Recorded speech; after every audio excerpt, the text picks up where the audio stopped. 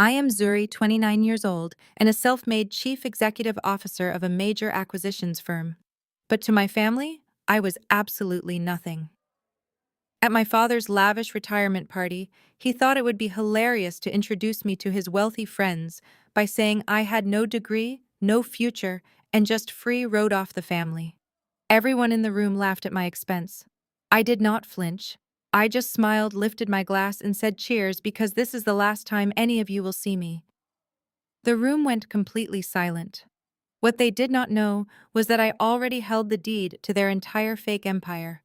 Before I continue this story, let me know where you are watching from in the comments below.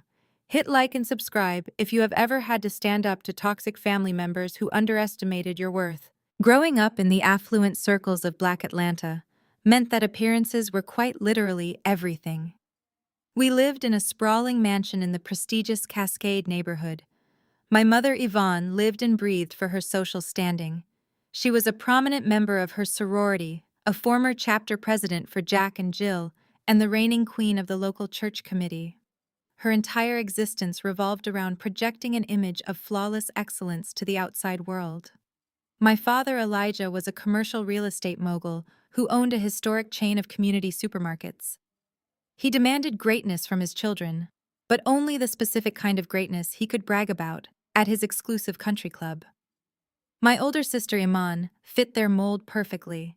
She went to all the right schools, became a ruthless corporate lawyer, and married Preston. Preston was a white investment banker who walked around our family gatherings with a subtle savior complex. He acted like his mere presence elevated our family status, and my parents practically worshipped the ground he walked on because of his supposed financial genius. I was the exact opposite of Iman. I dropped out of Spelman College during my sophomore year because the traditional curriculum was simply too slow for the business empire I wanted to build. In my parents' eyes, dropping out of a prestigious historically Black college made me a total disgrace. They never bothered to ask what I was actually doing with my life or how I was paying my bills. They did not know that the small business projects they mocked had generated the initial capital I used to pivot into commercial real estate. They definitely did not know that I was now the head of Obsidian Capital, a firm specializing in acquiring and restructuring distressed corporate debt. To them, I was just the embarrassing daughter who failed to launch. It was a warm Saturday evening in May. My father was hosting his grand retirement gala at one of the most exclusive country clubs in Atlanta.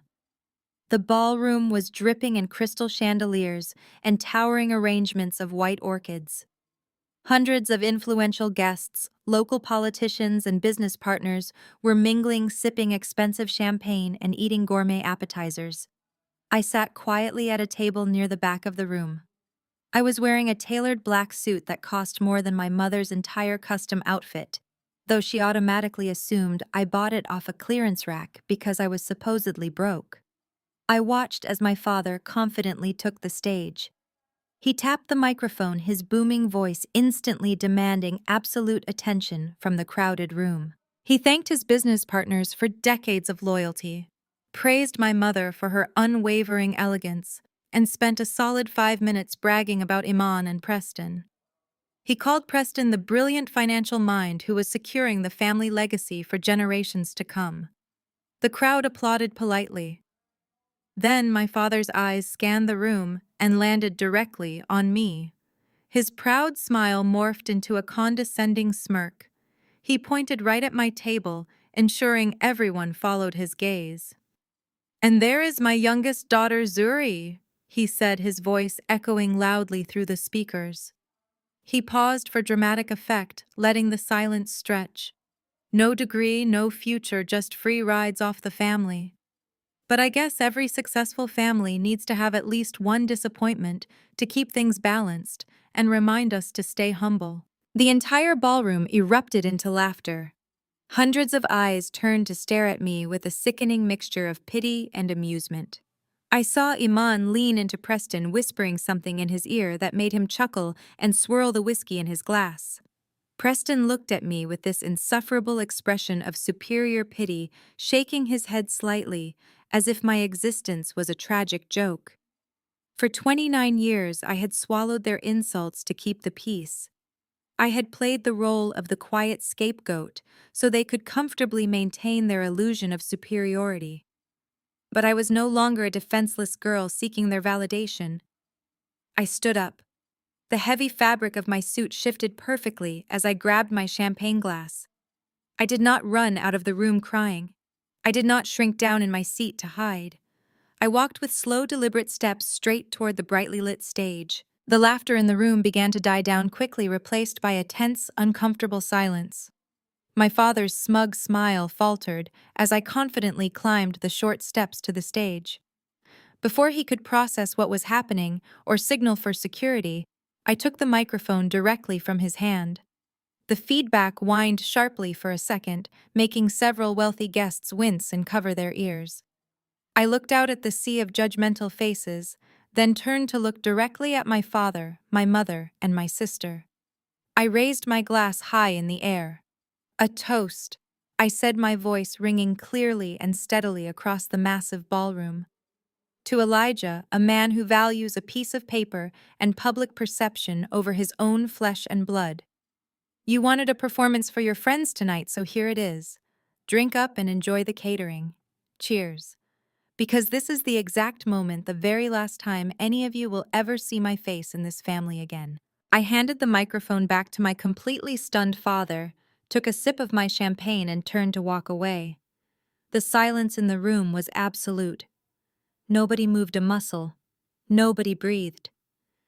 I descended the stairs with perfect posture, but before I could reach the main aisle to leave, my mother materialized out of nowhere. Yvonne grabbed my upper arm, her perfectly manicured nails digging fiercely into my skin. Her eyes were wide with a terrifying mixture of rage and social panic. "What the hell do you think you are doing?" she hissed through clenched teeth, deliberately keeping her face angled away from the guests, so no one could read her furious expression. "You drop out of Spelman, you embarrassed this family for years, and now you decide to throw a temper tantrum at your father's retirement celebration. You need to leave right now before you ruin the party that Preston generously paid for." I looked down at her hand gripping my arm. My expression was so completely void of emotion that she instinctively let go, taking a small step back. I leaned in very close to her ear, ensuring that only she, Iman, and Preston, who had hurried over to intervene, could hear my next words. "Preston paid for this?" I asked, letting a soft, mocking laugh escape my lips. "Are you completely sure about that, Mom? Or did Preston use the money he secretly pulled from mortgaging the Legacy Commercial Center? You know, the building Dad gave him power of attorney over last month to manage the family debt." Preston's face drained of all color instantly. His smug demeanor vanished, replaced by sheer, undeniable terror. Iman glared at me, demanding to know what garbage I was talking about. Before Preston could formulate a lie to defend himself, a sharp buzz interrupted the heavy tension. Preston looked down at his phone in his hand. The screen illuminated brightly in the dim lighting of the ballroom. I did not need to see it to know what it said, but the notification was unmistakable. "Credit card declined. Please contact your bank immediately." I smoothed down the lapel of my expensive jacket, gave my mother and sister one last genuine smile, and walked out the heavy oak doors into the warm Atlanta night. 3 weeks later, Preston strode into the sleek minimalist lobby of my new office building like he owned the place. He was wearing his usual perfectly tailored suit, the kind that screamed old money and unearned confidence. He bypassed the receptionist with a dismissive wave and marched straight toward the glass-walled corner office.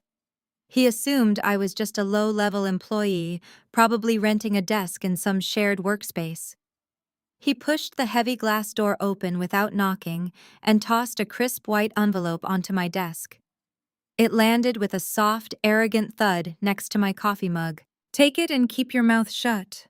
His voice was laced with that familiar, patronizing tone he reserved exclusively for me and my parents. "Your family is practically underwater. Your dad's ridiculous little community supermarket chain has been bleeding cash for years. I am currently negotiating the sale of the legacy building to a major investment firm to save your parents from sleeping on the street. You do not understand high-level finance, Zuri. Just take the money, stay out of my way, and let the adults handle this. I slowly picked up the envelope, sliding my thumb under the flap. I pulled out a cashier's check made out to me for $10,000. $10,000. A pittance. Hush money designed to keep the embarrassing dropout sister quiet, while the white savior rescued the poor, incompetent black family. I leaned back in my chair, resting the check on the polished mahogany surface of my desk. You really think $10,000 is going to keep me quiet, Preston? I asked, my voice dangerously calm. You think I do not know about the third mortgage you took out on the legacy building without telling my father? Preston laughed, a harsh, grating sound. He leaned over my desk, planting his hands firmly on the wood, trying to physically intimidate me. Iman was right about you. You are completely delusional. She told me to just write you a check and be done with it. She knows I am the only one who can fix this mess. She actually trusts me with the family finances because, unlike you and your father, I actually know how money works in the real world. She knows you people need someone like me to navigate these situations. The audacity of his words hung heavy in the air. The subtle, insidious racism he wrapped in the guise of financial expertise. Iman, my perfect corporate lawyer sister, had handed over the keys to our family's legacy to a man who viewed us as nothing more than a charity project he could exploit. She had willingly blinded herself to his manipulation, prioritizing her proximity to his perceived power over the safety of her own family. You mean she trusts the white man in the expensive suit more than she trusts her own father's business acumen? I replied, keeping my gaze locked on his. Call it what you want, Zuri. It is the truth. Preston straightened his tie, looking immensely satisfied with himself. I am finalizing the deal with Obsidian Capital tomorrow morning. They are a massive acquisitions firm. They are going to buy the legacy building for a fraction of its value, but it will be enough to clear your father's immediate debt. So take the check. Buy yourself something nice, maybe a business course at a community college, and stay away from the closing tomorrow. Your presence would just complicate things. He turned and walked out of the office, not bothering to close the door behind him. I watched him strut past the receptionist, a man completely unaware of the trap he had just confidently walked into. The glass door swung shut. A moment later, my assistant Marcus stepped into the office holding an iPad. He glanced at the door, then back at me, a knowing smile playing on his lips. That was the famous Preston, I assume Marcus asked, setting the iPad down on my desk. In the flesh, I replied. I picked up the $10,000 check, folded it precisely in half, and fed it directly into the heavy-duty paper shredder next to my desk.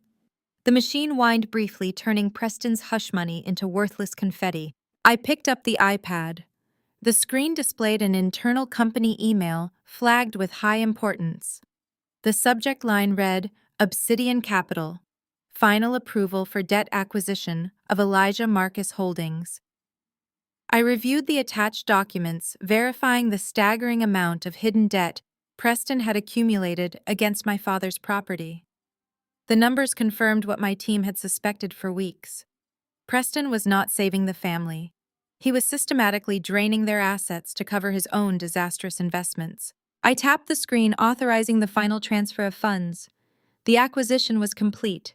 Marcus, I said, handing the iPad back to him. Please ensure all the final paperwork is ready for the closing tomorrow morning. I want every single detail of Mr. Preston's financial mismanagement highlighted and tabbed. Consider it done, Ms. Marcus, he replied. I leaned back in my chair, staring out the window at the Atlanta skyline. Preston thought he was negotiating with a faceless corporate entity. He thought he was outsmarting an entire family. He had no idea he had just sold the family legacy directly to the daughter he had spent years dismissing. Tomorrow morning he was going to learn exactly how well I understood high-level finance. The sharp ringing of my private cell phone cut through the hum of the Obsidian Capital war room. My lead forensic accountant, Marcus, paused his presentation on the glowing smartboard. I glanced at the screen of my phone. The caller ID flashed my sister's name in bold letters, Iman. The golden child was finally reaching out. I swiped to answer and placed the phone face up on the expansive glass conference table, tapping the speaker button. Before I could even say hello, her voice exploded through the room, sharp and vibrating with barely contained rage. I know exactly what you are trying to do, Zuriaman spat. And it is not going to work. I leaned back in my leather chair, gesturing for Marcus to continue pulling up the financial architecture of Preston's shell companies. What exactly am I trying to do, Iman? I asked, my tone completely flat.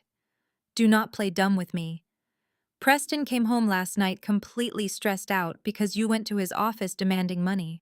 He told me you threatened to spread lies about his handling of Dad's real estate portfolio if he did not pay you off. You are trying to blackmail my husband. I raised an eyebrow at Marcus, who silently shook his head at the absolute absurdity of the lie. Preston had spun a desperate narrative to cover his tracks, and my brilliant Ivy League-educated sister had swallowed it whole. He offered me $10,000 to stay away from the family, I replied evenly. I shredded it.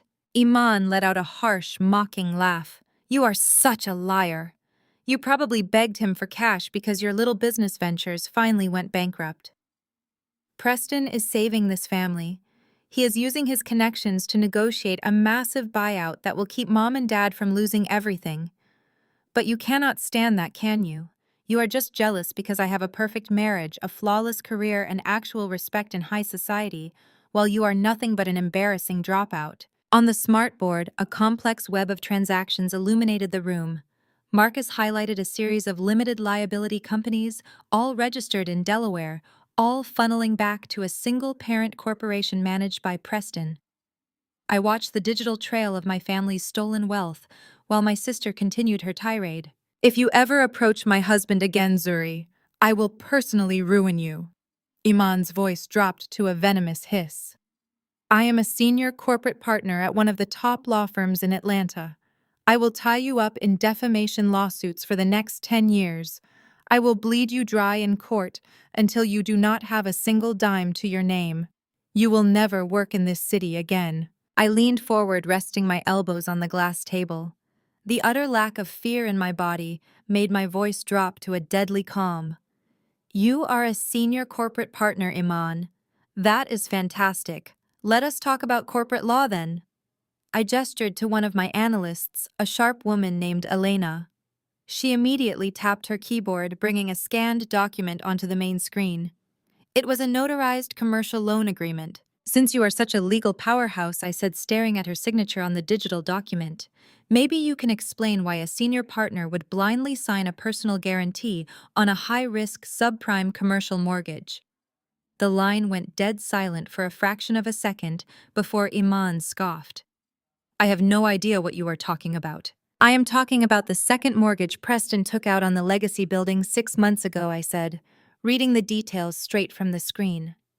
He used the building as collateral for a massive cash loan. But Preston's personal credit is heavily overextended. No reputable bank would touch him. He needed a guarantor with a pristine financial record and a high-earning legal career. He needed you, and you signed it without reading the fine print, did you not? You just trusted that your financial genius of a husband knew better than you. That is standard spousal support in business ventures. Iman fired back, though her voice wavered slightly. Preston is reinvesting that capital to maximize the building's sale value. You do not understand high-level asset management, Zuri. I actually understand it perfectly, I countered. I understand that if Preston defaults on that loan, the bank does not just take the Legacy building. They take your house in Buckhead. They take your retirement accounts. They take your equity in your law firm. You handed a man who looks down on our family the legal right to completely destroy your life. You are making this up. Iman's voice was rising in pitch, the panic finally bleeding through her arrogant facade. You are just trying to get in my head. My husband is protecting us. He is the only reason Dad's empire has not collapsed. He is the reason it is collapsing, Iman, I said, keeping my tone perfectly measured. He is isolating the assets, inflating the debt, and planning to sell the remains to a holding company that he likely has a stake in. He is playing you for a fool. Shut up, Iman screamed. Just shut your mouth, Zuri. You are a failure. You have always been a failure. You hate that I married well, and you hate that Dad respects Preston more than he will ever respect you. Do not ever call me again. Iman. I advise you to check your joint bank accounts before you threaten anyone else with a lawsuit, I said. She slammed the phone down. The dial tone echoed loudly in the quiet conference room. I reached out and ended the call, my face an emotionless mask. She is completely blind, Marcus said softly, breaking the tension in the room. She genuinely believes he is the hero. People will believe any lie if the truth destroys the identity they have built for themselves, I replied, pushing my chair back. But we are not here to act as family therapists. Where are we on the capital flight tracing? Elena stepped up to the smartboard. She tapped a series of folders, bypassing the domestic shell companies we had already mapped out. She opened a classified file encrypted with top-tier security that our tech team had just cracked an hour ago. You were right to look past the domestic transfers, Elena said, her eyes fixed on the data. Preston did not just take out that second mortgage to cover bad stock trades. We tracked the bulk of that cash. $2.5 million. He routed it through a dummy corporation in Nevada, washed it through a crypto exchange to obscure the origin, and then wired it directly into an offshore account in the Cayman Islands. I stood up, walking closer to the glowing screen. The numbers were staggering. My father had spent 40 years building his real estate portfolio, and Preston had managed to liquidate a massive chunk of its value in less than a year. Who is the primary beneficiary of the offshore account? I asked, my eyes scanning the heavily redacted banking forms.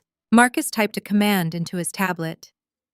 The redaction bars on the screen vanished. The name of the account holder was not Preston. It was not one of his shell companies either. It is a personal checking account, Marcus said, reading the details aloud. The account is registered to a Chloe Carmichael. Address listed is a luxury beachfront condominium in Miami, Florida. I stared at the name. Chloe Carmichael. I turned to Marcus. Run a background check. Social media, property records, travel history. Find out exactly who she is. It only took Elena 3 minutes. She dragged a series of photos from a social media profile onto the main presentation board. The images showed a stunning blonde woman in her mid-20s posing on yachts, drinking champagne in expensive restaurants, and lounging on the balcony of a high-end Miami penthouse. Elena clicked on a specific photo from 6 months ago. It was a picture of Chloe Carmichael sitting at a candlelit table in an upscale steakhouse. Across from her, partially obscured but entirely recognizable, was Preston. He was holding her hand across the table, wearing the vintage Rolex my father had gifted him for his wedding anniversary. The caption underneath the photo read, "Celebrating our new beginning. Thanks to my amazing man for the dream condo." The puzzle pieces locked together with devastating clarity. Preston was not just a terrible businessman. He was not just a fraud trying to steal my family's wealth. He was systematically liquidating my father's hard-earned assets and using Iman's pristine credit to fund a secret lavish life with his mistress in Miami. He was preparing to cut and run the second the legacy building was sold, leaving my parents bankrupt and my sister legally responsible for millions of dollars in debt. Ms. Marcus, Elena asked quietly, sensing the heavy shift in the room. Do you want me to forward this file to your sister? I looked at the photograph of Preston smiling with his mistress, funded by the blood and sweat of a black man he secretly despised. I thought about Iman's hostile phone call, her unwavering loyalty to a man who was actively destroying her, and her arrogant threat to ruin me. No, I said, my voice turning to ice. Iman made it very clear that she does not want my help. Keep this file locked down. Prepare the final acquisition documents for tomorrow morning. When Preston walks into that closing room, I want him to think he has completely won. We are going to let him dig his own grave, and then we are going to bury him in it. The heavy double doors of my parents' Cascade mansion were unlocked as usual on a Sunday evening. I stepped inside the sprawling marble foyer, the air thick with the scent of roasted lamb, collard greens, and my mother's suffocating floral perfume. Laughter echoed from the formal dining room. I walked perfectly in step with the rhythmic clicking of my heels against the stone floor. When I turned the corner, I found my mother Yvonne holding court. She was surrounded by three of her most judgmental church friends women who wore silk suits and pearls on a Sunday evening just to drink sweet tea. My mother was in her element, waving a crystal glass of sparkling cider as she bragged. "It is simply incredible what Preston is doing for us," she told the women, her voice elevated to ensure the entire room could hear. "He is finalizing a massive commercial restructuring deal tomorrow. A top-tier investment firm is buying the legacy building. Preston is handling all the complex financial negotiations. It takes a real genius to navigate these corporate waters, and we are just so blessed Iman married a man with such a brilliant mind." "A brilliant mind indeed," I said, stepping fully into the dining room. My mother nearly dropped her crystal glass. Her friends turned to stare at me, their eyes scanning my tailored suit with blatant curiosity. My mother's smile instantly vanished, replaced by a tight, panicked grimace. "Zuri," she hissed, hurrying over to me. "What are you doing here? You were not invited to Sunday dinner." "I am family, Mom. I thought family was always welcome at the table." I looked past her, to where my father Elijah was entering the room, followed closely by Iman and Preston. My father stopped dead in his tracks. He glared at me, then looked at his wealthy church friends, instantly calculating the social damage of throwing me out in front of them. He forced a stiff, unnatural laugh. "Well, look who decided to grace us with her presence. Have a seat, Zuri, though the main table is full." He gestured dismissively toward a small circular table in the corner of the dining room. It was the overflow table, the place usually reserved for misbehaving teenagers and distant cousins. "That is perfectly fine, Dad," I said, walking over and taking a seat at the small table. "I have a great view of the room from here." Everyone took their seats at the grand mahogany dining table. The domestic staff began serving the extravagant meal, but the tension in the room was palpable. My father cleared his throat and raised his wine glass, demanding the room's attention. He spent 2 minutes thanking the Lord for his blessings, and then immediately pivoted to praising Preston. "Tomorrow is a historic day for the Wilson family," my father announced proudly. "Preston is single-handedly securing our financial future. He stepped in when things got complicated and navigated a sale that will keep our legacy intact. It takes a sophisticated, highly educated man to understand the nuances of commercial real estate. Something some people in this room will never understand." He shot a pointed, derogatory look directly at my corner table. "If you had stayed at Spelman Zuri instead of dropping out to play pretend businesswoman, maybe you would comprehend the magnitude of what your brother-in-law is doing for us." Iman smiled smugly, resting her hand on Preston's arm. Preston sat up straighter, adjusting his designer tie. He looked around the table with the arrogant grace of a conquering hero, accepting his rightful praise from the grateful natives. "It is nothing, Elijah," Preston said with false modesty. "Just basic asset maximization. You have to know how to leverage distressed debt to attract the right institutional buyers. It is high-level finance, but I am happy to carry the burden for the family." I picked up my linen napkin, placing it gently on my lap. "Since we are on the topic of high-level finance," I said, my voice carrying clearly across the room, "I am curious, Preston.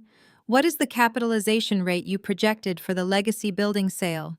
And how exactly did you structure the capital gains tax liabilities for Dad's portfolio?" The clinking of silverware stopped. The church ladies blinked in confusion. My father frowned clearly, not understanding the terminology, but annoyed that I was speaking. Preston's smug smile faltered for a fraction of a second. He let out a condescending chuckle. "Zuri, let us not bore your parents' guests with technical jargon. It is incredibly complicated. You would need a finance degree to grasp the mechanics of the corporate tax deferments I am utilizing." "It is not that complicated," I replied, leaning forward and resting my chin on my hands. "Actually, it is basic commercial real estate law. If the new buyer is assuming the mezzanine debt you placed on the building, they will naturally demand a massive discount on the purchase price. So did you secure a debt service coverage ratio that protects Dad from being personally liable for the deficit, or are you just letting the bank seize his primary accounts when the sale closes short?" The room went dead silent. The words hung in the air like a guillotine. My father looked from me to Preston, a sudden flash of confusion and doubt crossing his face. "Preston," my father asked, his voice losing a bit of its bravado, What deficit is she talking about? Preston swallowed hard. A visible bead of sweat formed at his hairline. He quickly wiped his mouth with his napkin. Elijah, do not listen to her. She is just throwing out buzzwords she read on the internet to sound smart. She is a dropout. I have everything completely under control. The buyer is absorbing the liabilities through a shell company transfer. A shell company transfer, I echoed, raising an eyebrow. Fascinating strategy. Are you using a Delaware LLC or a Nevada holding corporation for that? Because if you are routing the liabilities offshore, say to a bank in the Cayman Islands, that triggers a mandatory federal audit under the new SEC regulations. Preston went completely pale. His eyes darted toward me wide with sudden, unadulterated panic. His jaw tightened so hard I could see a muscle jumping in his cheek. He opened his mouth to speak, but no words came out. He just stared at me, realizing in real time that I knew exactly what he was doing. Zuri, shut your mouth, Iman snapped, slamming her hand down on the table. You are just jealous. You sit over there with nothing, trying to ruin a celebratory dinner because you cannot stand that my husband is a success. You are embarrassing yourself. Iman is right, my mother chimed in hastily, desperate to save face in front of her friends. Zuri, you are being incredibly disrespectful. Preston is a certified investment banker. You have no right to question his methods. Now eat your dinner and be quiet or leave. My apologies, I said smoothly, picking up my fork. I was just trying to make dinner conversation. I will leave the high-level finance to the experts. The rest of the dinner was agonizingly tense. Preston barely touched his food. He kept stealing paranoid glances in my direction, his leg bouncing nervously under the table. He was mentally scrambling, wondering how much I actually knew and how I knew it.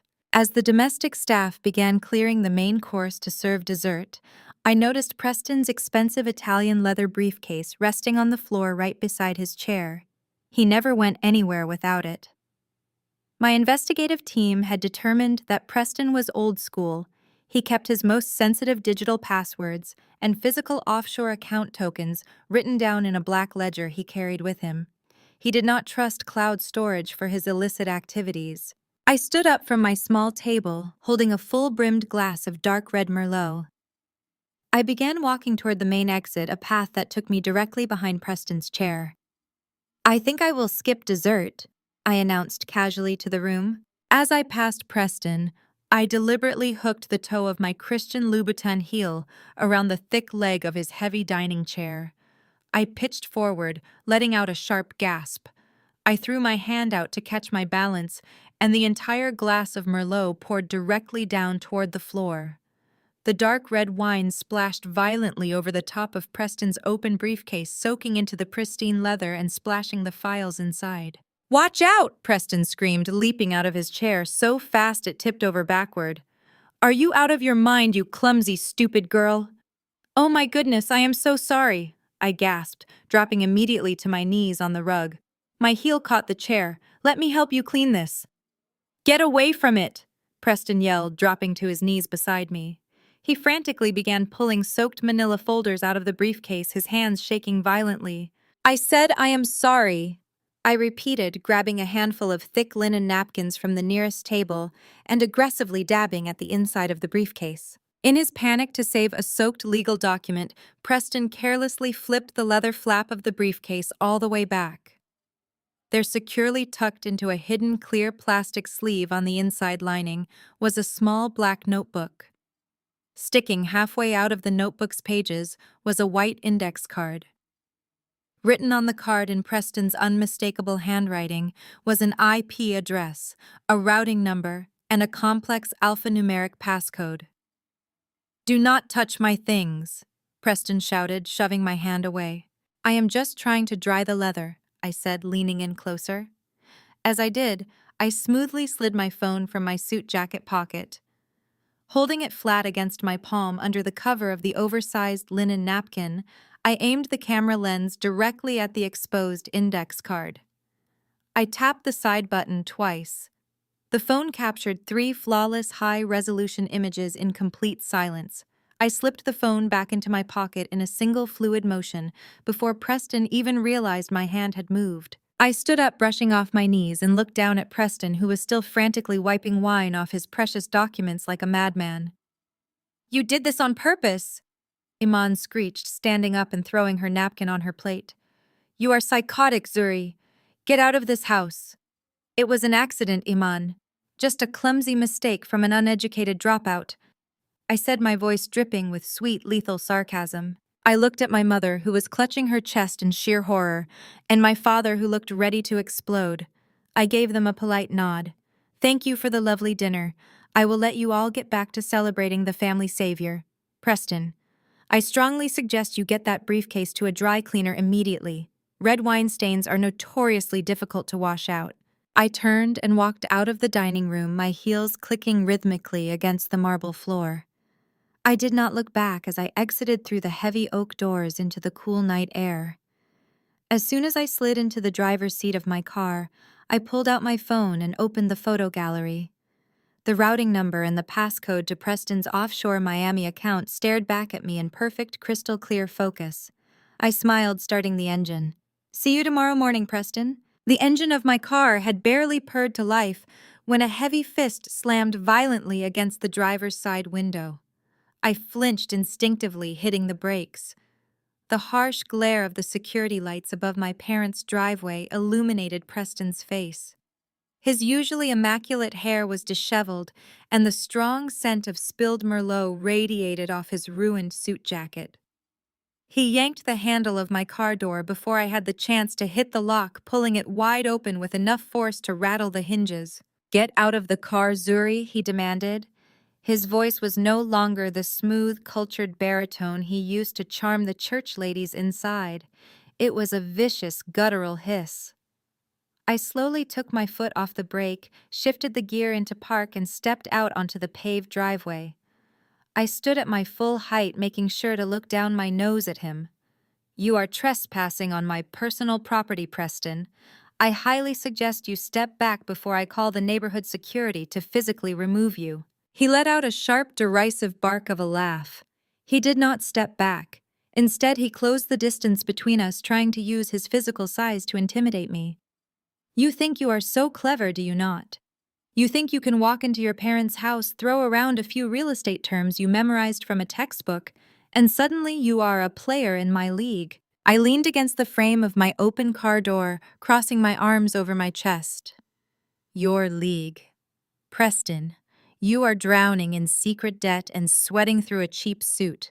I do not want to be anywhere near your league." His face flushed a deep, ugly red. The mask of the polite, benevolent son-in-law completely evaporated, revealing the arrogant, entitled fraud hiding underneath. "Listen to me very carefully, you little brat," he spat, pointing a finger inches from my face. "I am the only reason your pathetic family is not standing in a soup kitchen right now. Your father is a dinosaur who ran his business into the ground. Your sister is a desperate social climber who would sign anything I put in front of her just to keep up appearances. And you are absolutely nothing." He leaned closer, dropping his voice to a tone laced with undeniable racial condescension. "You are just another uneducated black girl playing dress-up. You have no degree, no real job, and no power. You are a failure who clings to the coattails of a family name that I am currently salvaging. If you ever disrespect me in front of Elijah again or try to interfere with my business, I will personally see to it that you are blacklisted from every commercial real estate firm in Atlanta. I play golf with the men who own this city. I will crush you." He stood there, breathing heavily, waiting for me to shrink. He expected tears. He expected fear. He expected the quiet, submissive Zuri from 5 years ago, who used to take her mother's verbal abuse without making a sound. I did not blink. I did not move. I just looked at him with absolute freezing contempt. "Are you quite finished?" I asked, my voice deadly calm. Preston frowned, clearly thrown off balance by my complete lack of reaction. "I am warning you, Zuri." "No, Preston. I am warning you." I reached into my tailored jacket pocket and pulled out my phone. With one swift motion, I swiped the screen awake and shoved it directly into his line of sight. The brightness of the screen reflected in his eyes. It was not the photo of the index card I had just taken. That was locked safely in my encrypted vault. It was the photo my forensic accountant Elena had pulled yesterday. The high-resolution image of Preston sitting at a candlelit table in Miami, holding hands with a stunning 20-something blonde woman. Preston's breath hitched. His eyes widened to the size of saucers. The aggressive posture drained out of his body in a single second. "You want to talk about power?" I asked, stepping forward and forcing him to take a step back. "You want to talk about who owns this city? You threaten to crush me. With what capital, Preston? With the penthouse lease you are currently paying for in South Beach? Or maybe with the $2.5 million you illegally transferred to an offshore account in the Cayman Islands under the name Chloe Carmichael?" "How?" Preston stammered, his voice suddenly weak and thin. "Where did you get that? Did you really think I was just sitting at the kids' table twiddling my thumbs while you robbed my father blind?" I laughed, a sharp, cold sound that sliced through the humid night air. "You are a walking cliché, Preston. You steal from a hard-working black man, use his brilliant but insecure daughter as a human shield, and funnel the money to your blonde mistress while playing the white savior at Sunday dinner.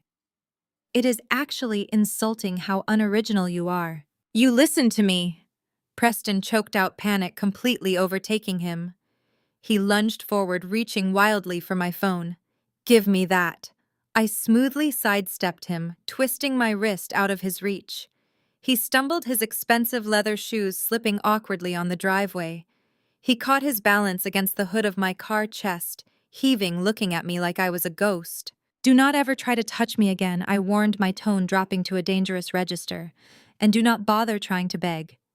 Your offshore routing numbers, your shell companies in Delaware, and every single wire fraud violation you have committed over the last 12 months are fully documented. I have the entire digital paper trail, Preston." "Zuri, wait. We can make a deal." His voice cracked. The arrogant investment banker was entirely gone, replaced by a terrified criminal realizing the walls were rapidly closing in. "You do not understand. I had bad investments. I got in over my head. If you show that to Iman, she will ruin me. If you show that to Elijah, he will kill me. Just tell me what you want. I can cut you in on the legacy building deal. The buyers are a massive equity firm. We are closing tomorrow. There will be millions on the table. I can wire you 20% directly untraceable. Just delete the photo." I looked at him, feeling a deep, profound sense of disgust. He was willing to sell out his wife, his father-in-law, and his own pride just to save his own skin. He truly believed that everyone was as morally bankrupt and money-hungry as he was. "I do not want your dirty money, Preston," I said, opening my car door and sliding back into the driver's seat. I rolled the window down, looking up at his desperate, sweat-drenched face. "And I certainly do not need a cut of the legacy building sale." "Why not?" he pleaded, gripping the edge of my open window. "It is guaranteed cash. It will save the family." I placed my hands on the steering wheel, looking him dead in the eye. A slow, triumphant smile spread across my face. "Tomorrow morning, at 9 o'clock, you are scheduled to finalize the sale of the legacy building with the representatives of Obsidian Capital at the downtown notary office," I said, my voice crisp and authoritative. "I highly advise you to show up on time." "And Preston." He swallowed hard, waiting for my next words like a man waiting for a death sentence. "Wear your absolute best suit," I said softly, "because you are definitely going to need it." Before he could process the statement or ask another question, I hit the button to roll up the window, forcing him to yank his hands away. I shifted the car into drive and hit the gas, leaving Preston standing alone in the driveway, drenched in wine, surrounded by the shattered pieces of his fraudulent empire. The digital clock on my dashboard glowed with the late hour as I steered my car down the winding, tree-lined streets of the Cascade neighborhood. My mind was already categorizing the data I had pulled from Preston, formulating the exact legal and financial steps required for the morning. Then the harsh ringing of my phone shattered the quiet of the car. The Bluetooth display flashed my father's name, Elijah Marcus. I tapped the steering wheel to answer. The audio connected and an immediate barrage of shouting filled the cabin. "You are a disgrace to this family. Zuri, My father roared, his voice trembling with a terrifying, unyielding rage. I invite you into my home out of the goodness of my heart, and you repay me by acting like a feral animal. You humiliated your sister. You assaulted Preston. You poured wine all over his confidential business documents like a jealous, spiteful child. Dad, if you would just listen to me for 1 minute. I started keeping my voice level. Preston is not who you think he is. I saw his ledger. He is transferring your assets. Shut your mouth! Elijah snapped the sheer volume of his voice, making the speakers crackle. I do not want to hear another word of your delusional, fabricated nonsense. Preston is finalizing the deal of a lifetime tomorrow, a deal that will secure our legacy. And you tried to sabotage it because you cannot stomach the fact that he succeeded where you failed. You dropped out. You quit. You are a bitter, uneducated dropout who brings nothing but chaos to our doorstep. I gripped the steering wheel, my knuckles turning white. The sting of his words was an old, familiar pain, but it still burned. I am trying to save you, Dad. You are trying to destroy us, he fired back coldly. But I am putting an end to this right now. You think you are so independent, Zuri. You think you can parade around my house acting like you are above us. I am cutting you off, completely. I furrowed my brow. Cutting me off? What are you talking about? Your bank account, he sneered. The student checking account I set up for you when you were at Spelman. I never removed my name as the primary custodian. I know you have been using it to scrape by. Well, as of 60 seconds ago, I invoked my custodial rights and placed a hard freeze on all funds. Let us see how confident and arrogant you act when your debit card declines at the grocery store tomorrow. You are entirely cut off from the Marcus family resources. Do not ever contact me or your sister again. The line went dead. I stared at the dashboard, a dry, humorless laugh escaping my lips. The Spellman account. I had completely forgotten it even existed. I had stopped using it years ago, keeping a meager $500 balance in it, just because it was tied to an old auto renewal for a software subscription. He truly believed that freezing a dormant college account was going to cripple me. He believed I was still the helpless, dependent daughter he could control with a handful of dollars. I pulled up to a red light and tapped my phone screen, opening my banking app. Sure enough, a red banner flashed across the screen next to the legacy student account, indicating the funds were frozen and to contact the primary account holder. It was a petty, vindictive move. It was meant to break my spirit and force me to come crawling back begging for his forgiveness so I could pay my rent. Instead, it only cemented my resolve. I was not going to beg. I was going to sever the final string he thought he held over me. The next morning, the Atlanta sun was barely cresting over the downtown skyscrapers when I pulled up to the glass facade of First Atlanta Bank. It was the main branch, the financial institution that had managed my father's wealth for decades. I wore a sharp, charcoal gray power suit, my hair pulled back into a sleek, unforgiving style. Today was the day Obsidian Capital acquired the Legacy Building, but before I walked into that boardroom, I had a personal errand to handle. I bypassed the long line of early morning customers at the teller windows and walked straight toward the plush, carpeted area reserved for branch management. A young receptionist tried to intercept me, but I did not slow my pace. I need to speak with Mr. Sterling, I said, my tone leaving absolutely no room for debate. Right now. The receptionist stammered, pointing toward a glass-walled office where a middle-aged balding man sat reviewing paperwork. I did not wait for an introduction. I pushed the glass door open and stepped inside. Mr. Sterling looked up, frowning in irritation at the interruption. His eyes scanned my face, and a spark of recognition lit his features. He knew exactly who I was. He had been my father's personal banker for 20 years. Zuri, Marcus Sterling said, leaning back in his leather chair and folding his hands over his stomach. He offered a patronizing, thin-lipped smile. Your father called me last night. I assume you are here about the frozen checking account. I am afraid my hands are tied, young lady. Elijah is the primary custodial owner. Until he authorizes a release, those funds are completely inaccessible to you. Perhaps you should try apologizing to him. I slowly approached his heavy oak desk, resting my hands flat on the polished surface. I leaned down, looking him directly in the eye. I am not here to beg for $500, Mr. Sterling. I am here to demand that you completely remove Elijah Marcus from my financial profile, effective immediately. Sterling let out a condescending sigh, adjusting his glasses. Zuri, you do not seem to understand how banking works.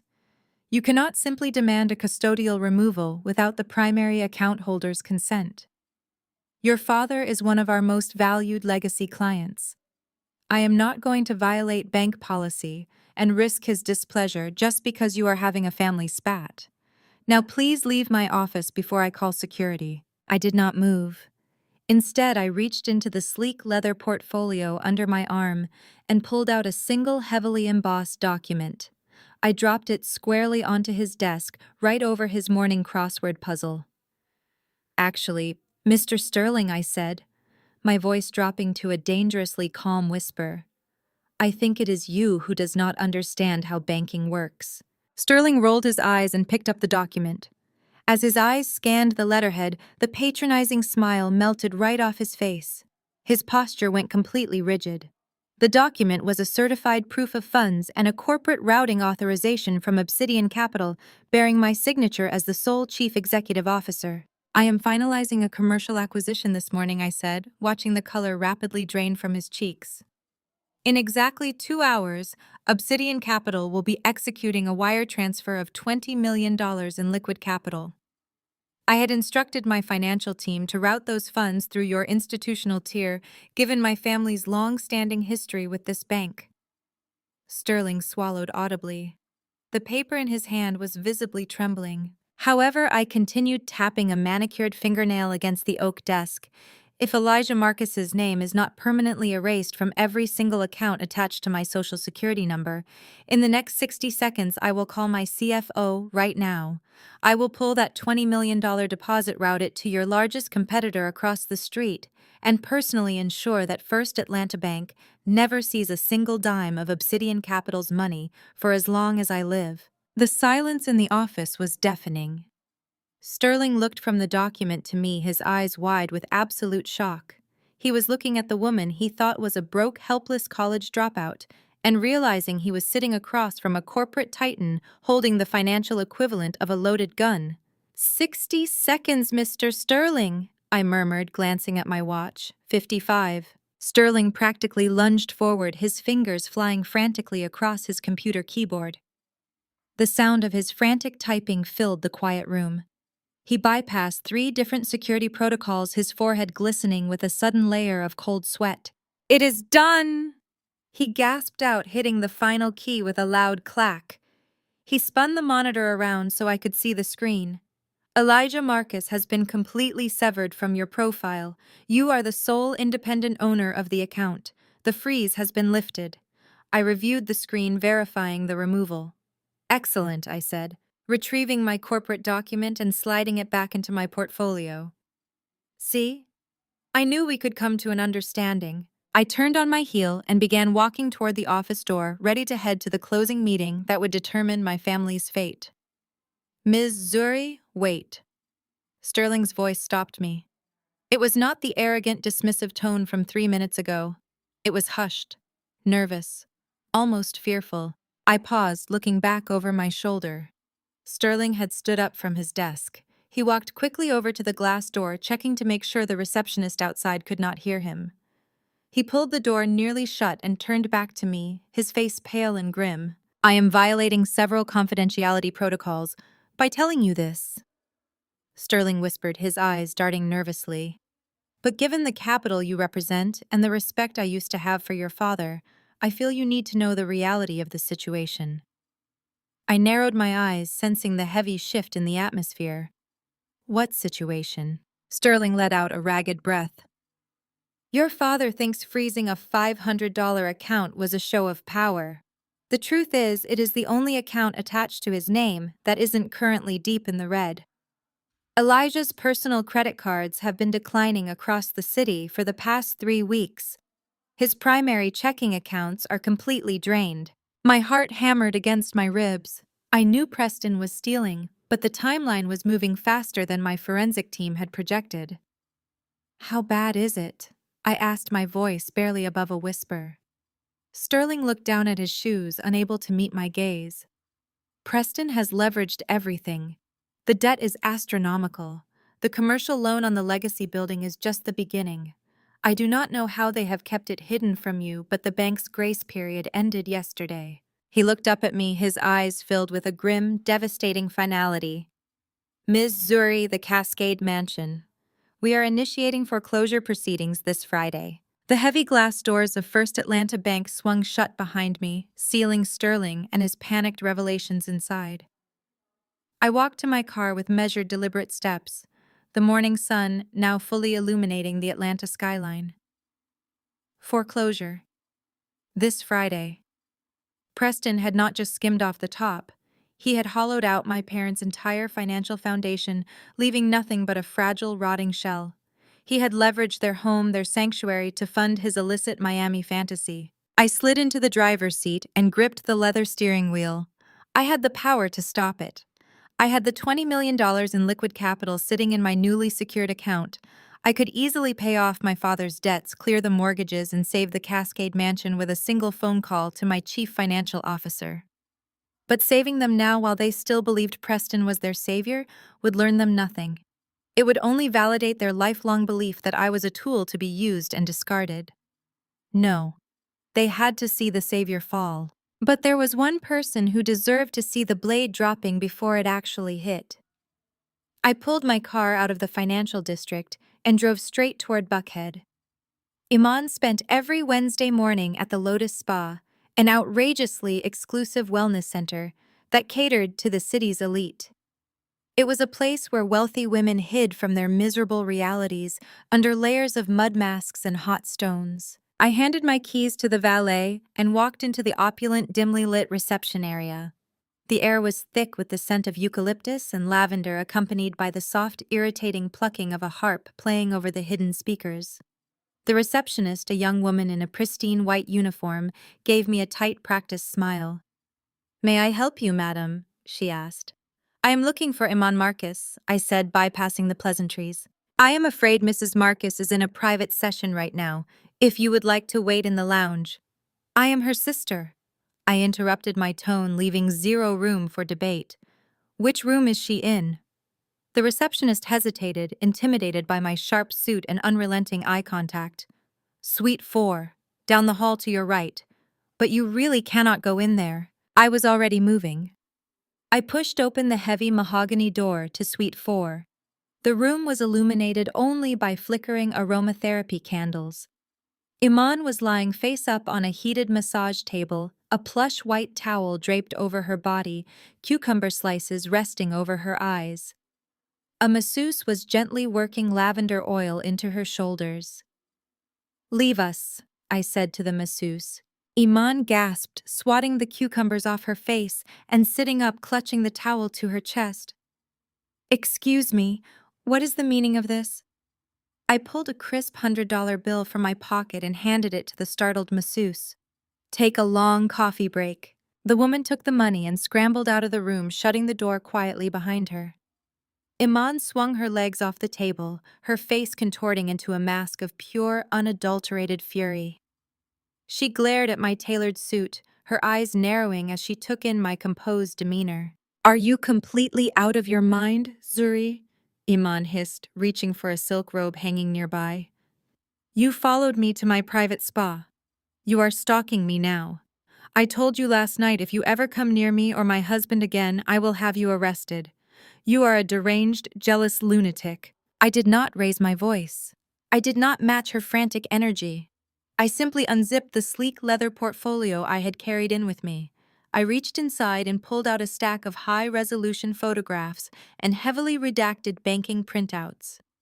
I walked over to the small table next to her complimentary glass of cucumber water and dropped the stack of documents flat onto the surface. "I am not here to argue with you, Iman. I am here to give you a chance to save yourself before the blast radius takes you down too," I said, my voice eerily calm.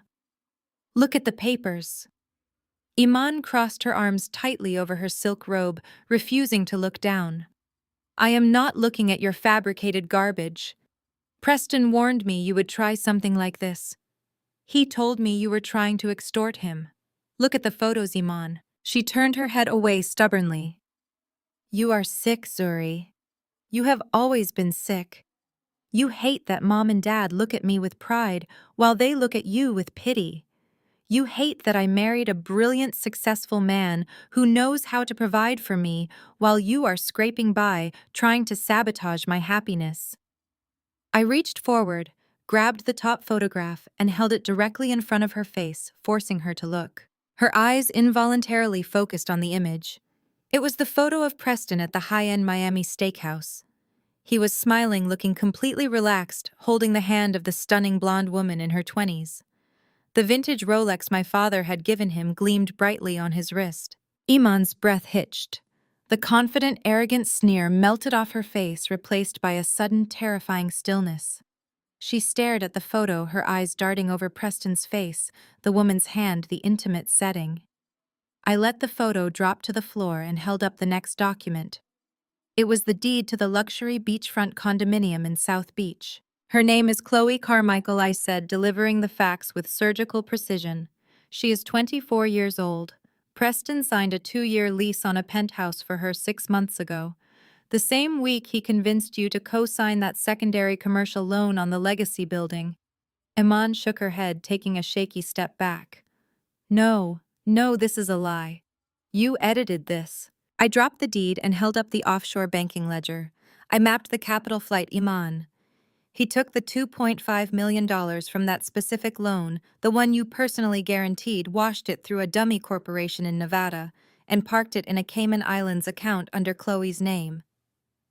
Shut up, Iman whispered, her hands trembling as she clutched the lapels of her robe. He is not saving the family, Iman. He is liquidating Dad's portfolio. He maxed out Dad's personal credit lines. First Atlanta Bank is initiating foreclosure proceedings on the Cascade Mansion this Friday. I paused, letting the devastating reality sink into the quiet candlelit room. And because you blindly signed the guarantor paperwork for the Legacy building when he defaults and runs to Miami with Chloe, the bank will seize your house in Buckhead. They will seize your law firm equity. He is leaving you with millions in debt, Iman. He used you. Iman stared at the documents scattered across the floor and the table. I could see the intense, violent psychological battle warring behind her eyes. The truth was staring her right in the face. The evidence was undeniable. But accepting that truth meant accepting the total destruction of her carefully curated reality. It meant admitting that her perfect marriage was a sham. It meant admitting that she, the brilliant Ivy League lawyer, had been conned by a mediocre white man who viewed her as nothing more than a convenient credit score. To admit Preston was a fraud was to admit that she was a failure, and for the golden child, failure was a fate worse than death. Suddenly her posture shifted. The fear in her eyes vanished, instantly replaced by a fierce, blinding delusion. She lunged forward, grabbed the offshore banking printouts, and threw them aggressively back into my chest. You are a liar. Iman's voice echoed off the tiled walls of the spa room, shrill and unhinged. You forged these documents. You hired someone to Photoshop these pictures. You are so desperate, so incredibly pathetic, that you would commit a felony just to ruin my marriage. Iman, wake up, I said, standing my ground as the papers fluttered to the floor around my feet. He is robbing you blind. No, he is not. She stepped closer, her chest heaving, her eyes wild with a desperate, frantic need to protect her illusion. He loves me. He is saving this family. You are just trying to poison my mind because you are a miserable, lonely failure. You hate me. You have always hated me because I am the pride of this family. Because Mom and Dad actually love me. Because I did everything right and you did everything wrong. She did not wait for my response. Her hand flew through the air, moving faster than I anticipated. A sharp cracking sound filled the room as her palm connected violently with my left cheek. The sting was immediate, a burning heat that radiated across my face. My head snapped to the side from the sheer force of the blow. The silence that followed was absolute. I slowly turned my head back to face her. I did not raise my hand to touch my stinging cheek. I did not blink. I just stared at her, feeling a profound, chilling detachment. She had chosen her side. She would rather burn in a house of lies than stand in the cold light of the truth. Iman stood there, her chest rising and falling rapidly, her hand still hovering in the air between us. She looked momentarily shocked by her own violence, but then her face hardened into a mask of pure, vicious arrogance. Tomorrow morning, Preston is signing the final deal to sell the legacy building to a major investment fund. Iman spat, her voice dripping with triumphant venom. That contract is going to bring this family tens of millions of dollars. We are going to be richer, more powerful, and more respected than ever before. And you are going to be standing on the outside, completely cut off, without a single penny to your name. You are nothing, Zuri. Now get out of my sight before I call the police. I looked at my sister, the golden child so tragically blind to the fire burning down her own house. I let out a slow, cold breath. A dark, terrifying smile curved the edges of my lips. Tens of millions of dollars, I repeated softly, my voice devoid of any emotion. That sounds wonderful, Iman. Truly. I bent down gracefully, picked up my empty leather portfolio from the floor and tucked it under my arm. I highly recommend you attend the closing tomorrow, I said, turning my back on her and placing my hand on the brass doorknob. Preston is going to need his beautiful, successful wife by his side when he meets the buyer. I pulled the door open and glanced back over my shoulder. My smile deepened, sharp and lethal. See you at the notary's office at 9 o'clock sharp, sister. I drove straight from the Lotus Spa back to the Obsidian Capital headquarters. The adrenaline from the confrontation was still burning in my veins, mingling with the dull, throbbing ache radiating across my left cheek where Iman had struck me. I did not bother stopping for ice or adjusting the rearview mirror to inspect the damage. The physical pain was a welcome reminder of exactly what I was fighting against, a stinging testament to the absolute delusion I was up against. It proved beyond a shadow of a doubt that I could not afford to leave a single margin for error.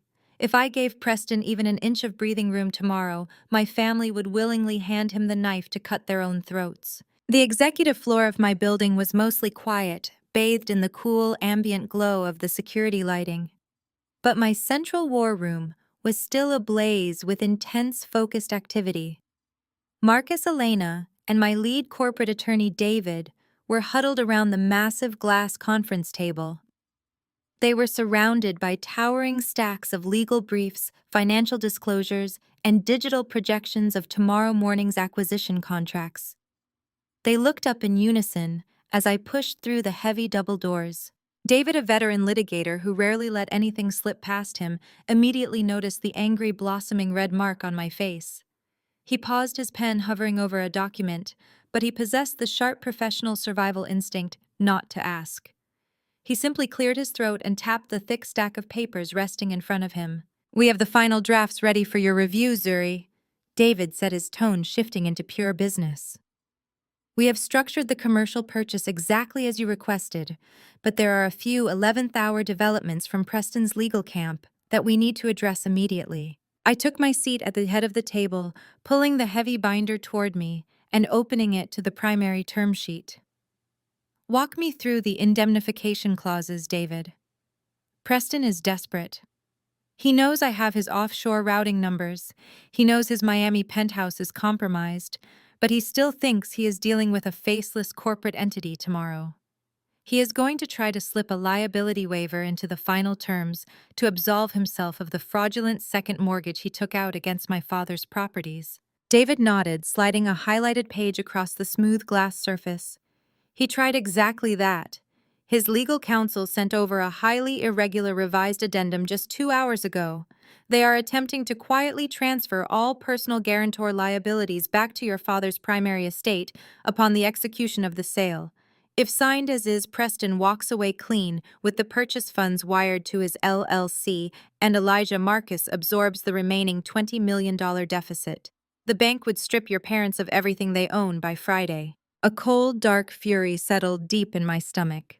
Even backed into a corner, even knowing his mistress and his stolen funds were discovered, Preston was still actively trying to sacrifice my father to save himself. He was going to let my parents lose the Cascade Mansion while he sipped champagne in South Beach. "Did you strike the clause?" I asked, my voice dangerously flat. We did more than strike it, David said with a sharp, predatory smile. We buried a counter clause on page 47, deeply nested within the asset transfer definitions. It explicitly isolates the secondary commercial mortgage as a personal, non-transferable debt belonging solely to the original guarantor and the managing broker, namely Preston. And Iman, I added quietly, staring at the legal jargon on the page. She signed as the financial guarantor on that loan. Marcus looked up from his laptop, exchanging a sympathetic glance with Elena before looking at me. If we execute this contract, Zuri, your sister, is going to be held financially responsible for Preston's massive fraud. When he defaults, and he will, the bank will go after her law firm equity. They will go after her house in Buckhead. She will be ruined. Iman made her choice. I said, my voice completely devoid of hesitation or regret. I handed her the unvarnished truth. I gave her the offshore account numbers. I showed her the photographs of her husband's mistress. I gave her a lifeline, and she chose to slap me across the face to protect a comfortable lie. Obsidian Capital is here to acquire the legacy building and salvage the Marcus family portfolio from total annihilation. We are not here to bail out a woman who willingly funded her husband's betrayals just to keep up appearances at the country club. Keep the clause exactly as it is. Lock them into the debt. David nodded, making a swift notation on the margin of the contract. Done. I turned the page, studying the final signature lines at the back of the binder. What about the buyer identity? Preston cannot know that Obsidian Capital is my firm until the ink is drying on the paper. If he sees my name on the header, he will panic and walk away from the table, and the bank will seize my father's assets by the end of the week. We have cloaked the purchasing entity behind 2 layers of blind trusts and a proxy corporation, Elena confirmed, pulling up a complex flowchart on the smartboard behind me. Tomorrow morning, Preston and your father will be signing the initial transfer agreements over to a generic LLC managed entirely by David's law firm.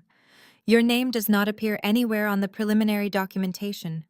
You will only be required to sign the final binding executive addendum at the very end of the meeting, serving as the ultimate beneficiary. Perfect, I said, closing the heavy binder with a satisfying thud. I want them walking into that notary office believing they are dealing with a standard faceless corporate buyout. Let Preston bask in his false victory. Let my father think his golden son-in-law has saved the day. I want them completely relaxed, entirely unguarded, right up until the exact moment I walk through those doors. As if sensing the mounting tension, my private cell phone buzzed violently against the glass table. It vibrated with a sharp, angry rhythm that I instantly recognized. I glanced down. The screen lit up, illuminating the darkened room, with a lengthy text message from my mother, Yvonne. I picked it up, my eyes scanning the massive block of text. Iman had clearly gone straight to our parents after our violent encounter at the spa, spinning a frantic, highly victimized narrative to protect her fragile ego. I cannot believe the absolute depths of your jealousy. Zuri, the message began, the digital words practically dripping with my mother's signature suffocating disdain. Iman just called me in hysterical tears. She told me you stalked her to her private spa, shoved fake forged documents in her face, and tried to convince her that her husband is a criminal. You are a sick, vindictive girl. I let out a harsh, humorless breath, reading further down the screen. My mother was completely unhinged, clinging desperately to the illusion of her perfect family. Preston is sitting in our living room right now, exhausted from working around the clock to save this family from bankruptcy. He is finalizing a multi-million-dollar deal tomorrow morning to rescue your father's legacy from the bank. And what do? You try to ruin his marriage with cheap lies because you cannot stand that he is successful. You are a stain on this family, Zuri. A bitter, uneducated dropout who cannot stand to see anyone else thrive. I stared at the glowing screen, the words burning into my retinas. A stain on the family. A bitter dropout. After years of bearing the brunt of her condescension, after years of being pushed into the shadows, while Preston paraded around as the brilliant savior, the insults did not even register as pain anymore. They did not break my heart. They just fueled the raging fire that was about to burn their entire illusion to the ground. I am forbidding you from coming anywhere near the notary office tomorrow, the text concluded. If you show your face at the closing, I will personally have security drag you out into the street. Stay away from us. We do not need you. Is everything all right, Ms. Marcus? David asked, gently noticing my intense, unblinking focus on the phone screen. Everything is perfectly on schedule, David, I said, my voice eerily calm. I tapped the reply field on my screen. I did not write a paragraph defending myself. I did not try to explain Preston's offshore accounts, the mistress in Miami, or the impending foreclosure on their precious Cascade mansion. They had chosen their reality. They had chosen the charming white savior over their own flesh and blood. Tomorrow, they were going to have to face the brutal, unforgiving consequences of that choice. My fingers moved swiftly across the digital keyboard, typing out a single, precise response. I never go where I am not invited. But tomorrow, Mom, do not be late. I hit send, watching the message bubble turn blue and deliver. I placed the phone face down on the glass table and looked up at my team, feeling a profound, absolute clarity. Get some sleep, everyone, I said, standing up and smoothing the lapels of my suit.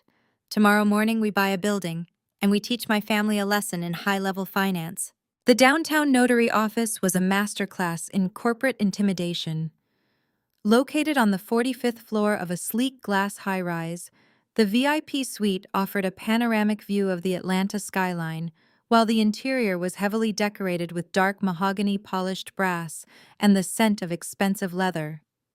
Sitting around the massive conference table, my family looked perfectly at home in the illusion of their own grandeur. Obsidian Capital is not an easy fund to pin down, Preston was saying, his voice oozing with a carefully rehearsed false modesty. He leaned back in his plush leather chair, casually adjusting his cuffs. They manage billions in liquid assets. They are ruthless, analytical, and they do not take meetings with just anyone. I had to leverage every single connection I have in the financial district to even get their acquisitions team on the phone. They are notorious for walking away from deals if the sellers show even a hint of weakness. Elijah nodded solemnly, sipping his espresso from a delicate porcelain cup. You did exceptionally well, Preston. You secured the future of the Marcus legacy. This massive influx of capital will completely stabilize our other holdings and allow us to expand. I always knew you had the exact predatory instincts this family needed to survive in the current market. Unlike some people, Yvonne chimed in, adjusting her diamond tennis bracelet with a sharp, pointed sigh. She offered Preston a warm, maternal smile that she had never once directed at me. We are just so incredibly grateful you stepped up, Preston. You are the son Elijah always wanted. You actually protect this family. You build things whereas others only know how to tear things apart. Iman sat next to her husband, her posture rigid and perfect. She was wearing a flawless white designer dress, her hair blown out to voluminous perfection, but there was a faint, frantic tension around her eyes. She had covered up the spa incident perfectly, burying the memory of the photos and offshore bank statements I had thrown at her feet. She was clinging to Preston's arm, desperately needing this financial victory to validate her entire existence. Preston worked until 3 in the morning, negotiating the final terms with their legal department. Iman said, her voice a pitch too high, desperate to solidify the narrative. He is brilliant, Mom. The representatives from Obsidian were practically begging him to close the deal by the end of the calls. He completely outmaneuvered them. Preston offered a humble chuckle, reaching over to pat Iman's hand. It was nothing, darling. Just doing what needs to be done for the people I love. At exactly 8:58, the heavy oak doors of the VIP suite swung open. The polite, hushed conversation died instantly. I stepped into the room.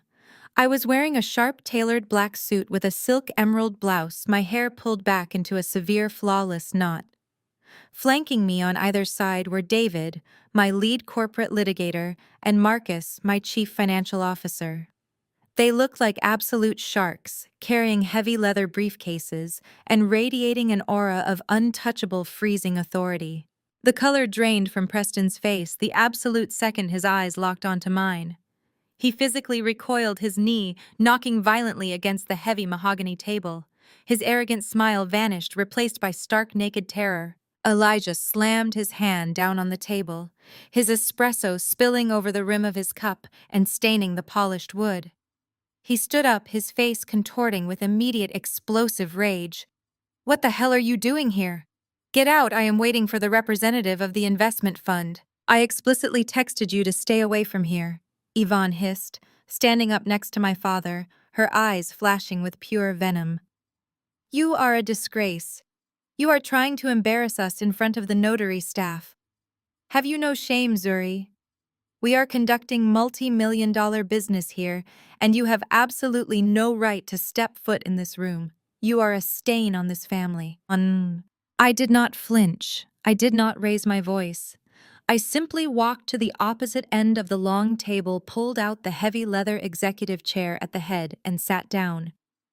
David and Marcus took their seats on either side of me, placing their thick briefcases on the table with a synchronized heavy thud. "I am perfectly aware of what is being conducted here, Yvonne," I said smoothly, folding my hands on the table and looking directly at my father. "I am just here to ensure the paperwork is executed correctly." Iman slammed her hands on the table, leaning forward aggressively.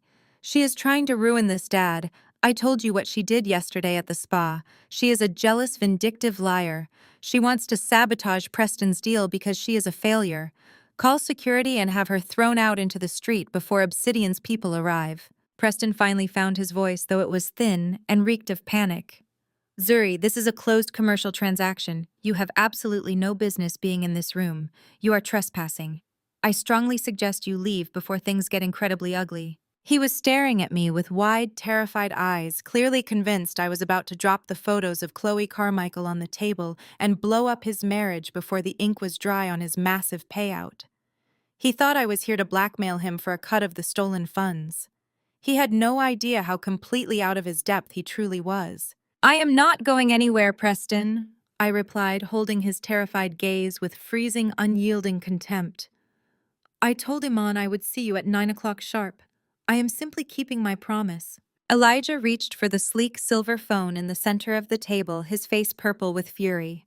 "I am not playing these childish games with you, Zuri. I am calling the building security right now. You are a bitter, pathetic child, and you will not jeopardize the Marcus family's financial survival because of your petty, jealous tantrums." Before his finger could press the call button to summon the guards, the heavy oak doors swung open once more. The closing attorney, a distinguished silver-haired man named Mr. Harrison, walked into the room carrying a towering stack of legal files. He was followed by two paralegals who immediately began distributing thick, meticulously organized binders to the respective seats around the table.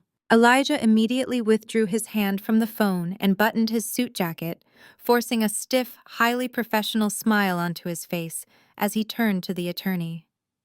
"Mr. Harrison, my deepest apologies for the disruption.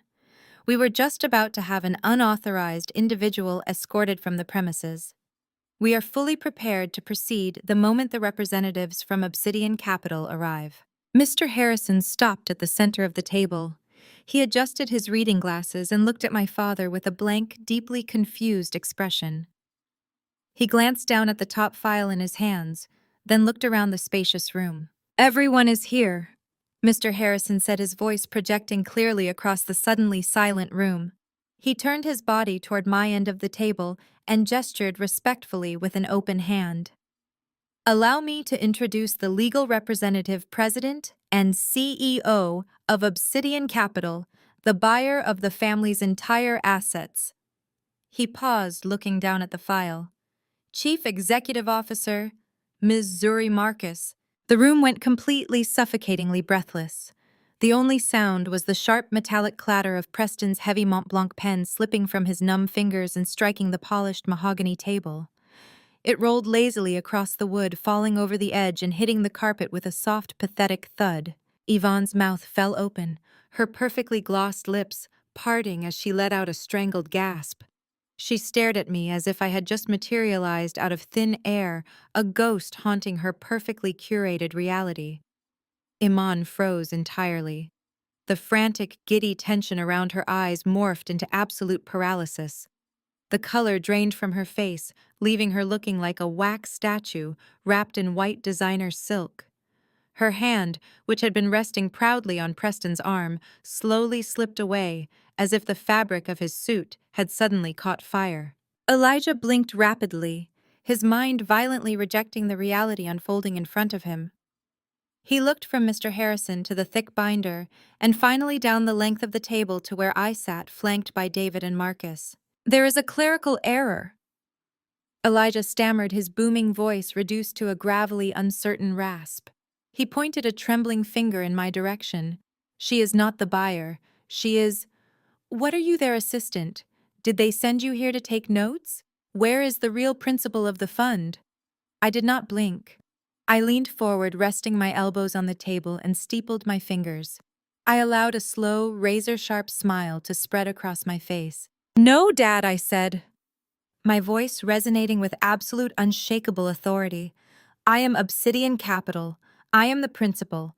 I am the sole owner and primary shareholder of the fund that just bought your precious legacy building. And more importantly, I just acquired the entirety of your commercial debt for a fraction of its actual value." Elijah sank slowly back into his chair, as if the gravity in the room had suddenly doubled. He stared at me, his mouth opening and closing without producing a single sound. The formidable patriarch of the Marcus family, the man who had spent my entire life telling me I was a worthless failure, was now staring at his salvation and realizing it wore the face of the daughter he had thrown away. Yvonne shook her head violently, her diamond earrings catching the light as she trembled. "This is a joke. This is some kind of sick, elaborate prank. You do not have that kind of money, Zuri. You live in a tiny apartment. You wear cheap clothes. You are a dropout. Just last night I told you that you were a stain on this family. You cannot possibly be the one funding this." I turned my gaze to my mother, letting the freezing temperature of my stare silence her frantic babbling. "I live modestly because I do not need to flaunt my wealth to validate my existence." "Yvonne?" I replied, my tone clinical. "I dropped out of a program that was wasting my time to build an empire that you could not even begin to comprehend. I have spent the last 5 years creating a financial fortress while you were busy bragging to your country club friends about Preston's rented Rolex. You called me a stain on the family. Well, this stain just bought your entire legacy." Marcus, my CFO, opened his briefcase with a crisp snap. He extracted a certified bank statement and slid it down the length of the table. It stopped perfectly in front of Elijah. "If you require verification of funds," Mr. Marcus stated smoothly, adjusting his tie, "you will see that Obsidian Capital holds over $200 million in liquid assets, with $20 million currently sitting in escrow, ready to execute this specific acquisition. Ms. Marcus is the sole signatory." Elijah looked down at the paper. His eyes widened, scanning the zeros. His hands began to shake uncontrollably. He looked up at me, his expression a chaotic war between awe, shame, and a desperate clinging hope. "Zuri," he choked out, his voice cracking. "You did this. You saved the family. You bought the debt to protect us." I tilted my head, watching him grovel in real time. "Do not flatter yourself, Dad. I bought the debt because it was a phenomenal business opportunity. Preston's gross mismanagement and fraudulent leveraging drove the value of this asset straight into the ground. Your golden son-in-law practically gift-wrapped it for me. I acquired it for pennies on the dollar because the bank knew he was going to default by Friday. I did not do this to protect you. I did this because it was highly profitable." Preston was hyperventilating.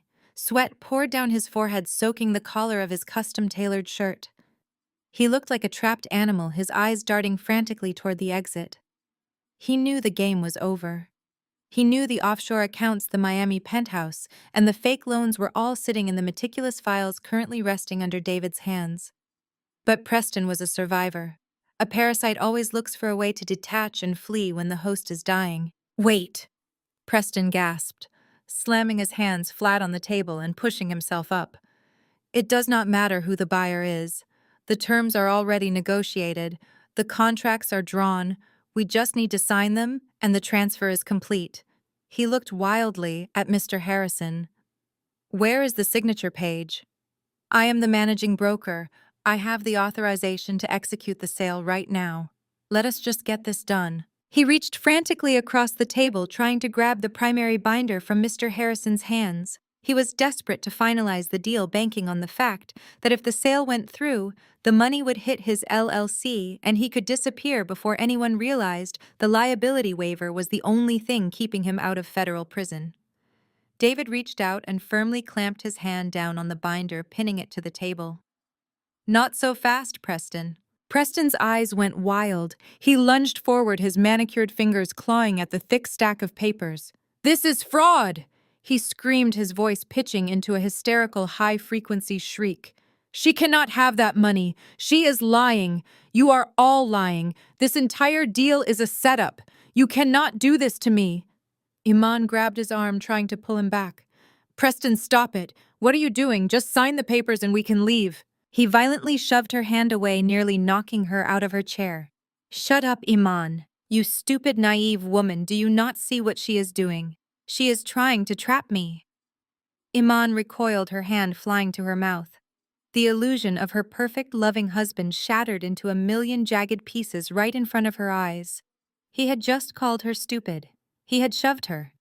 The polished, charming gentleman was entirely gone, replaced by a vicious, cornered coward. I watched the pathetic display with cold, unyielding satisfaction. I reached into my own portfolio and pulled out a single separate sheet of paper. It was the heavily modified addendum Preston's lawyers had tried to sneak into the final contract just hours ago.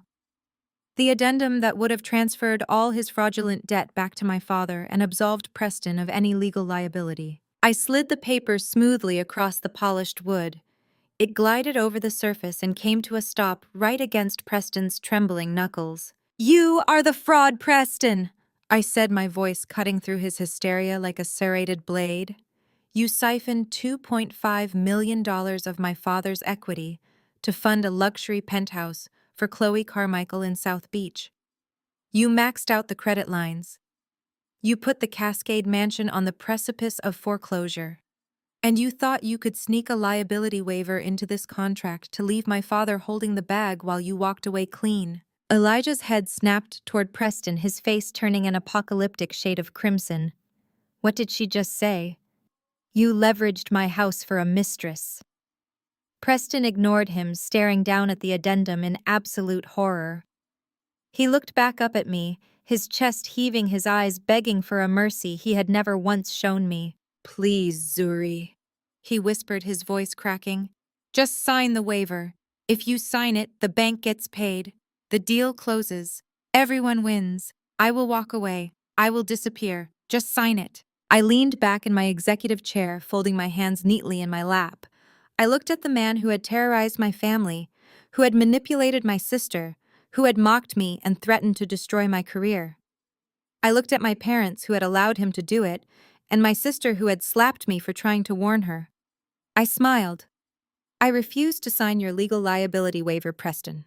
The silence that followed my refusal was absolute. It was the kind of heavy, suffocating quiet that only exists in the agonizing seconds before a catastrophic collapse. Preston stared at me, his jaw trembling, his perfectly styled hair now sticking to his damp forehead. The arrogant, untouchable golden boy had vanished, leaving behind nothing but a cornered, terrified fraud. I gave Marcus a subtle, barely perceptible nod. My chief financial officer did not hesitate. He unlatched his second leather briefcase with a crisp metallic snap and pulled out a thick, bound manuscript heavily tabbed with red forensic markers.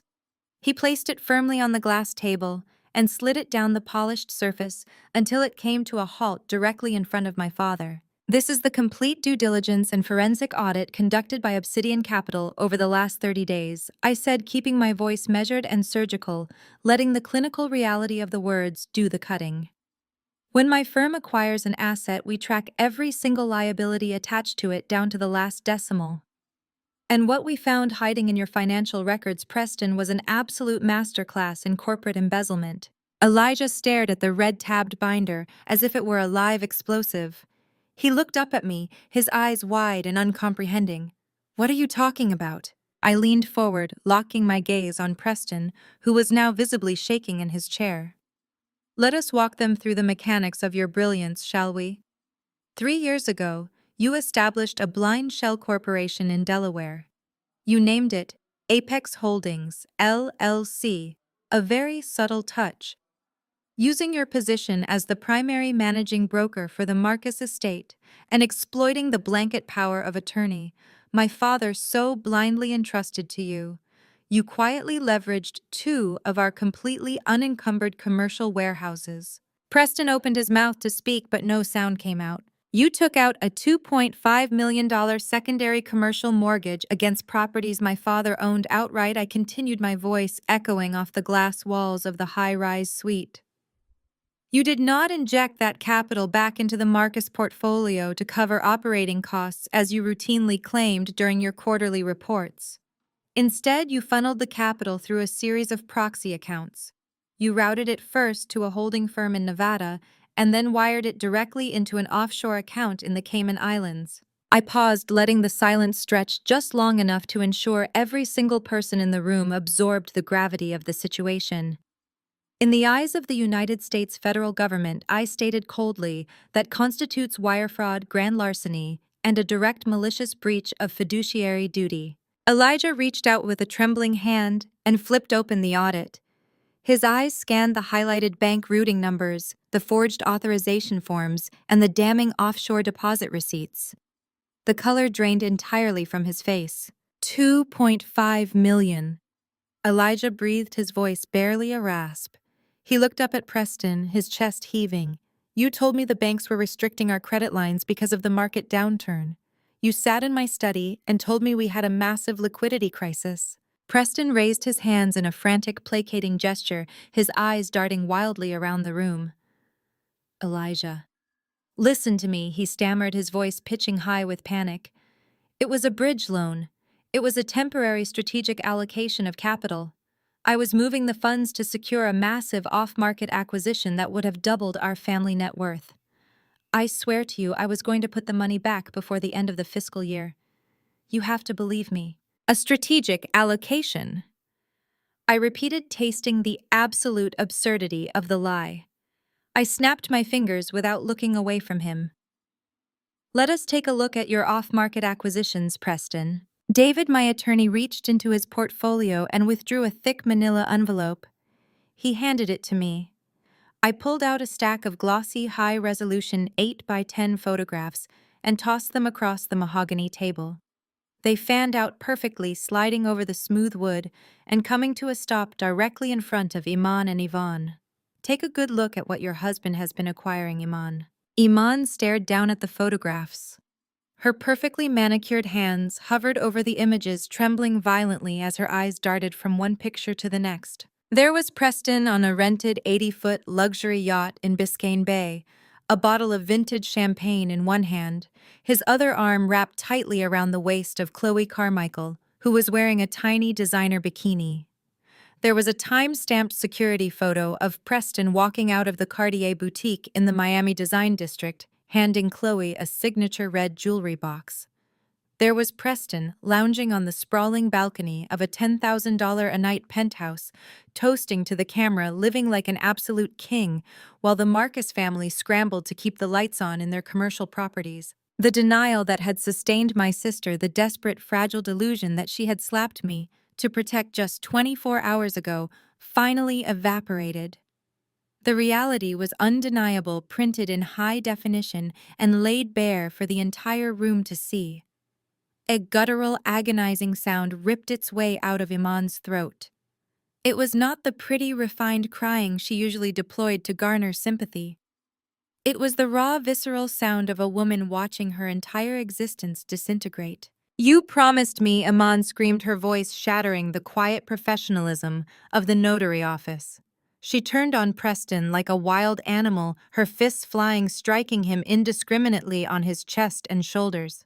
You swore to me she meant nothing. You looked me in the eyes and said the money was tied up in investments for our future. You spent my father's money on this trash.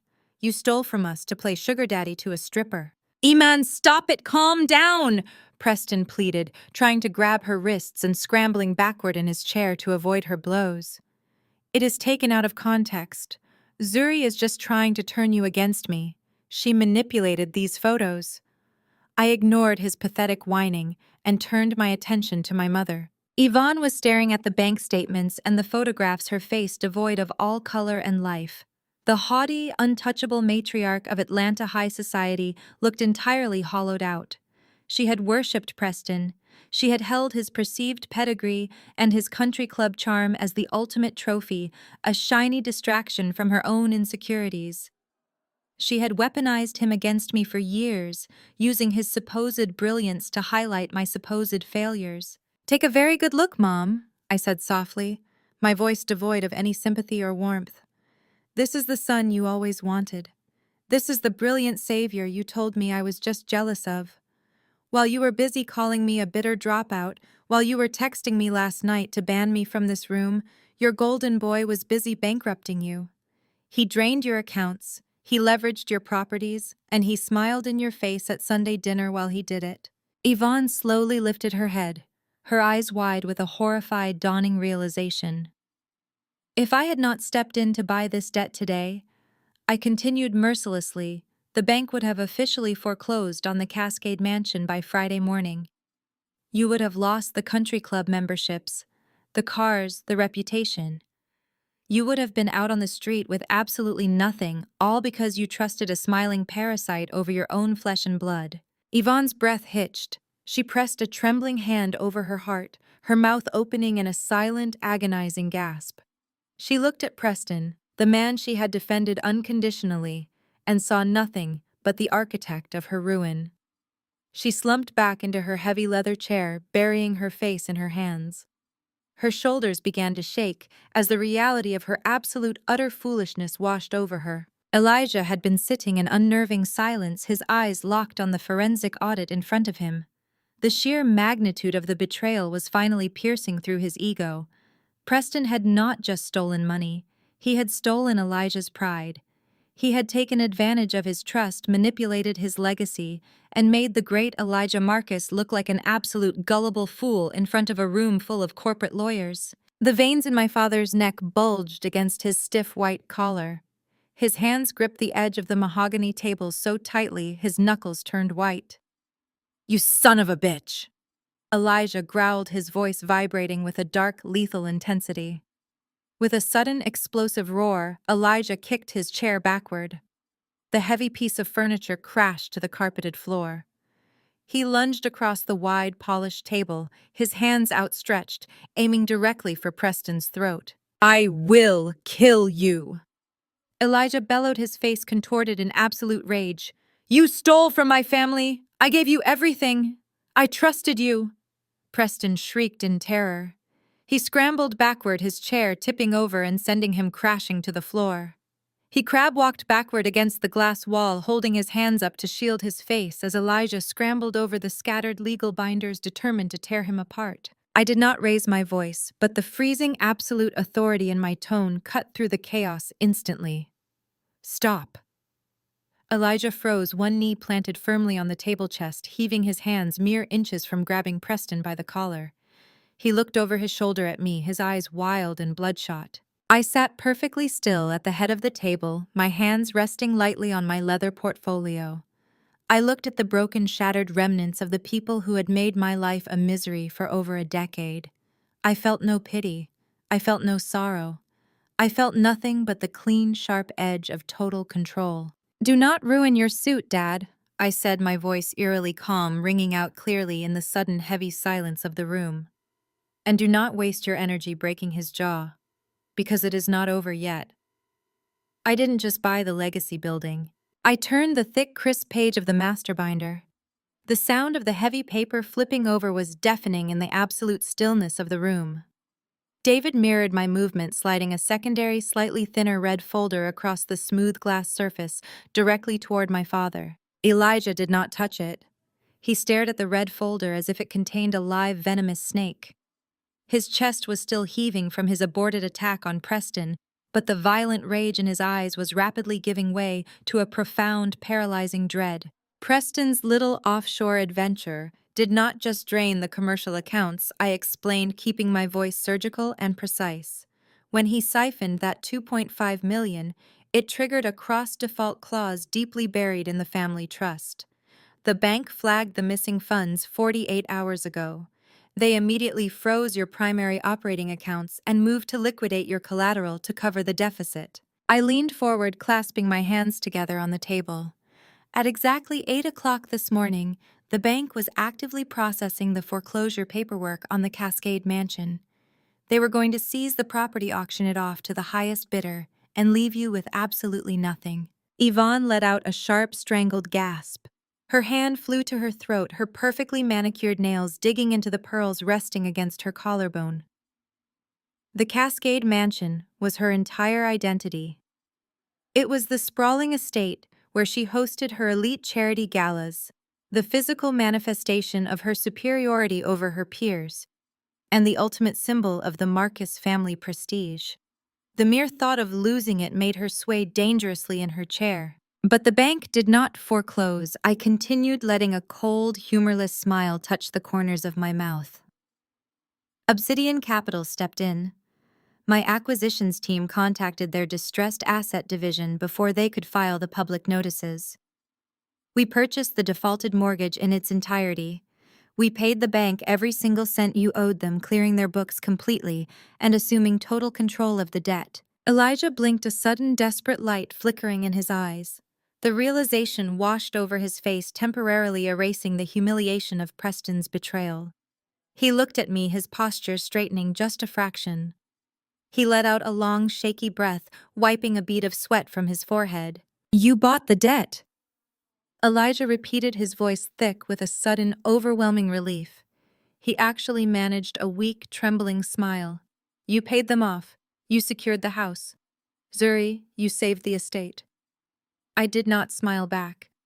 I looked at the man who had spent 3 decades treating me like an unwanted burden, watching him desperately try to claw his way back to a position of authority. "You are fundamentally misunderstanding the nature of a debt acquisition." "Dad," I said, my tone dropping the temperature in the room by another 10 degrees.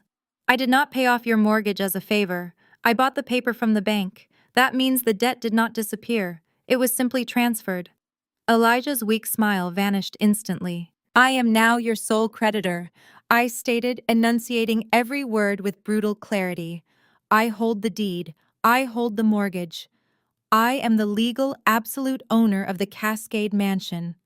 And because the loan is currently in severe default, thanks to your brilliant son-in-law, I have the legal right to initiate eviction proceedings and seize the property by the end of the month. You are living in my house, and you are entirely at my mercy." The silence that crashed down on the room was absolute. It was the heavy, suffocating silence of total ruin. Iman was staring at the wall, completely catatonic. Her husband was a criminal, her wealth was a lie, and her entire life was burning to the ground. Preston was still cowering on the floor near the glass window, clutching his knees to his chest, whimpering quietly. But it was Yvonne who reacted first. My mother was a survivalist. For decades, she had maintained her position at the top of the social hierarchy by aligning herself with power and mercilessly crushing anyone who threatened her status. Now faced with total annihilation, faced with the prospect of being thrown out of her mansion and becoming the laughingstock of Atlanta, she instantly calculated her only viable path to survival. She turned to me. The venom and disgust that had twisted her features just 10 minutes ago vanished, completely replaced by a mask of overflowing, tearful maternal affection. "Zuri, my sweet girl," Yvonne cried, pushing her chair back and standing up. She took a step toward me, holding her hands out in a gesture of pure, fabricated warmth. Tears streamed down her cheeks, ruining her perfect makeup. "I knew it. Deep down, I always knew how brilliant you were." She took another step, her voice trembling with manufactured emotion. I watched her performance with morbid fascination. It was a masterclass in narcissistic manipulation. "You did this to save us," Yvonne continued, pressing her hands to her chest. "You saw that Preston was failing this family. You saw that he was a liar and a thief, and you stepped up to protect your father and me. You bought the house to keep a roof over our heads. You are a true Marcus Zuri, the best of us." "David." My attorney shifted uncomfortably in his seat, clearly repulsed by the sheer audacity of her pivot.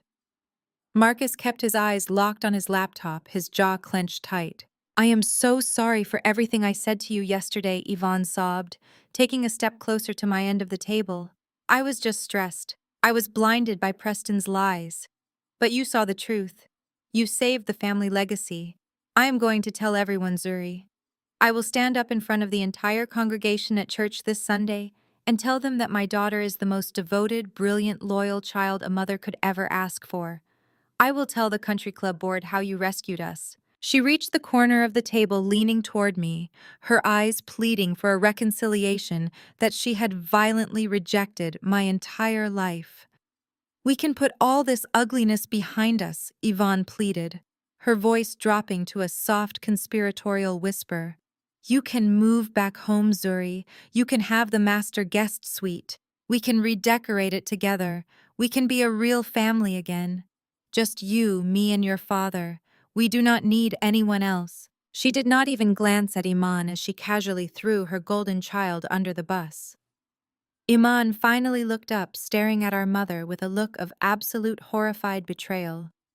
Yvonne was perfectly willing to abandon Iman and Preston to the wolves if it meant she could keep her mansion and her social standing by clinging to me. 10 years ago, this speech would have broken me. 10 years ago, the desperate, unloved teenager inside me would have given absolutely anything to hear her mother call her brilliant, to hear her mother offer her a place in the family. I would have handed over my entire empire for just a fraction of the affection Yvonne was currently faking. But I was no longer that girl. I had built my empire from the ground up, fighting through the dirt and the rejection while they laughed at my struggles. I did not need her validation. I did not need her fake love. I saw right through the tears, right through the church promises, straight to the cold, calculating greed rotting at her core. I looked at my mother. My expression was perfectly blank. I reached out and picked up the heavy silver Mont Blanc pen that Preston had dropped earlier. It felt cool and solid in my hand. I pulled the final binding executive addendum toward me, the document that officially transferred the ownership of all Marcus family assets, including their home, directly into the Obsidian Capital portfolio, under my sole discretion. I uncapped the pen. I am not moving into the guest suite, Yvonne, I said, my voice completely stripped of emotion. And you are not going to tell the church congregation a single thing. I pressed the pen to the signature line. I did this for the money, Mom. Business is business.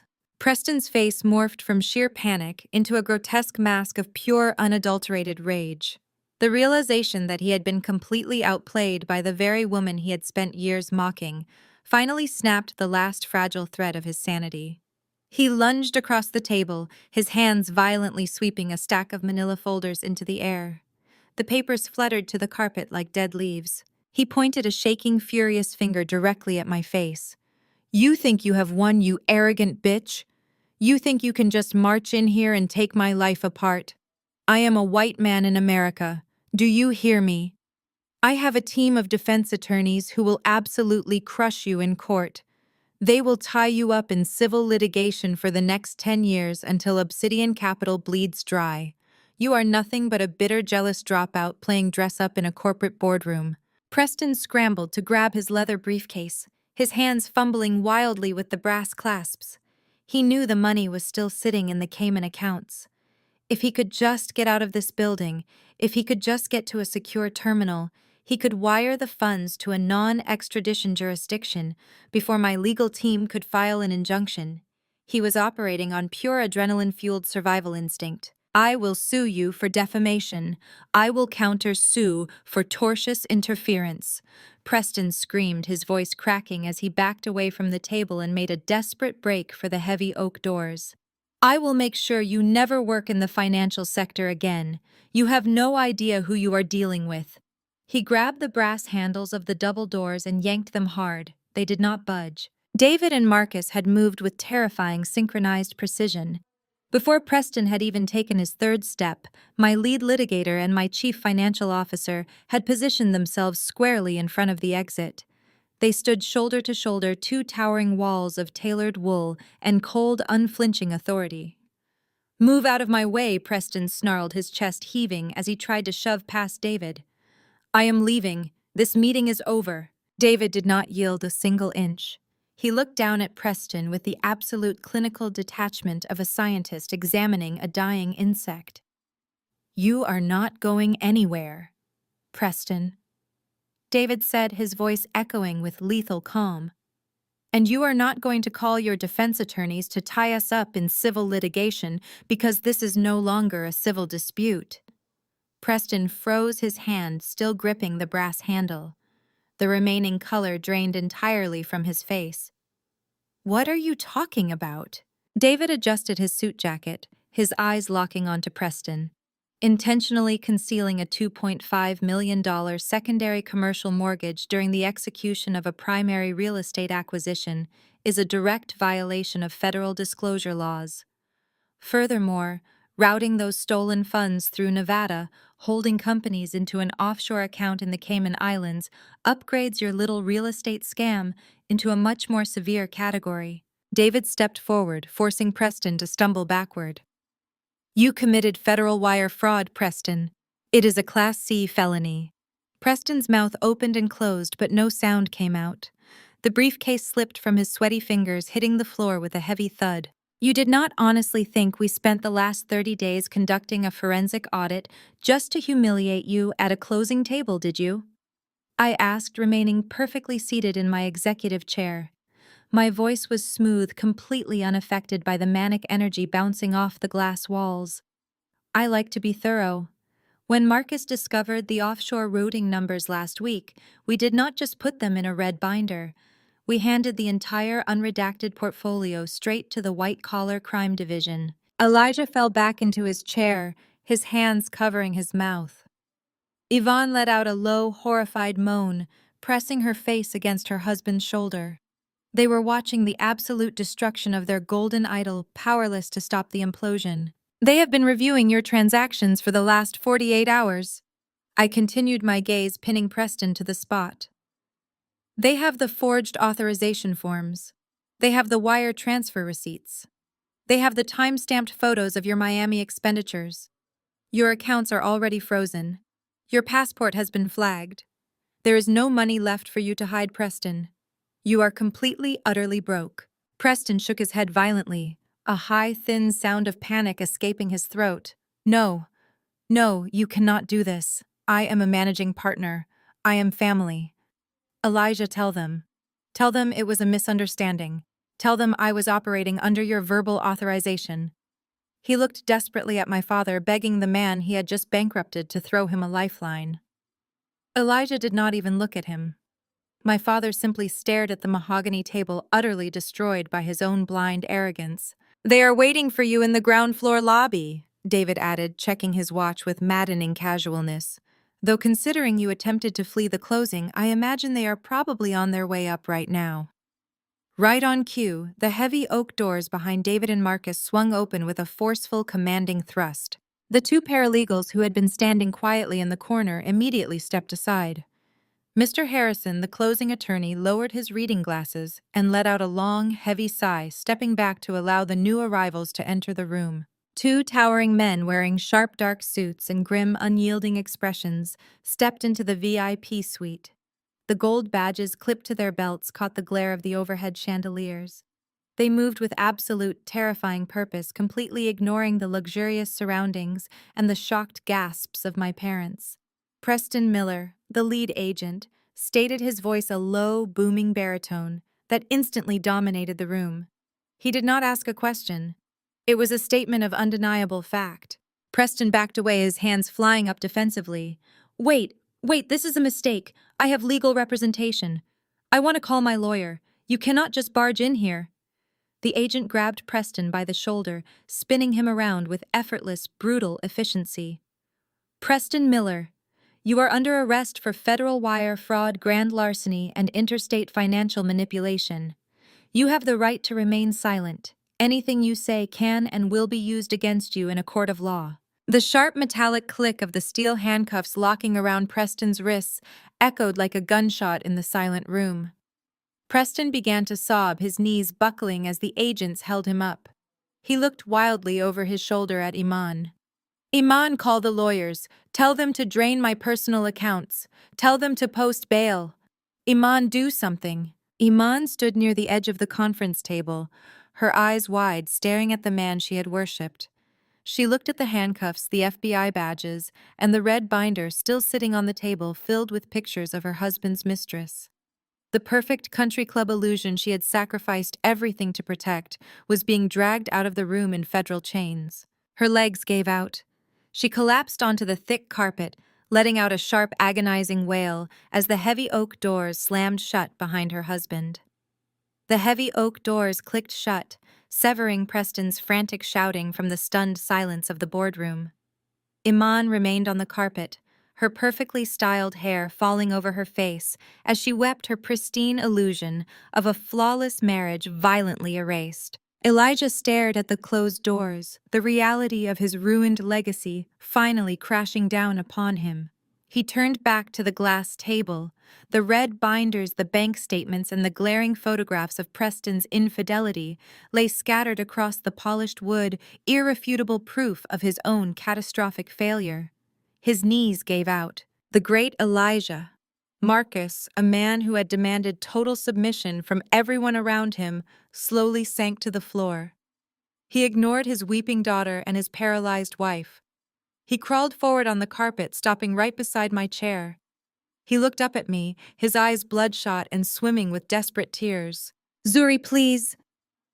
Elijah begged, his booming authoritative voice reduced to a pathetic trembling whisper. "I am sorry. I was wrong. I was so entirely wrong about him, and I was wrong about you. Please, Zuri, you have proven your point. You won. But please do not take my company. Do not take our home. It is my life's work. You cannot take my life's work away from me." I looked down at the man who had spent my entire existence making me feel microscopic. I searched myself for a flicker of sympathy, a single shred of daughterly affection. I found absolutely nothing. "You did not lose your life's work, Dad," I stated, my voice ringing with a cold, absolute finality.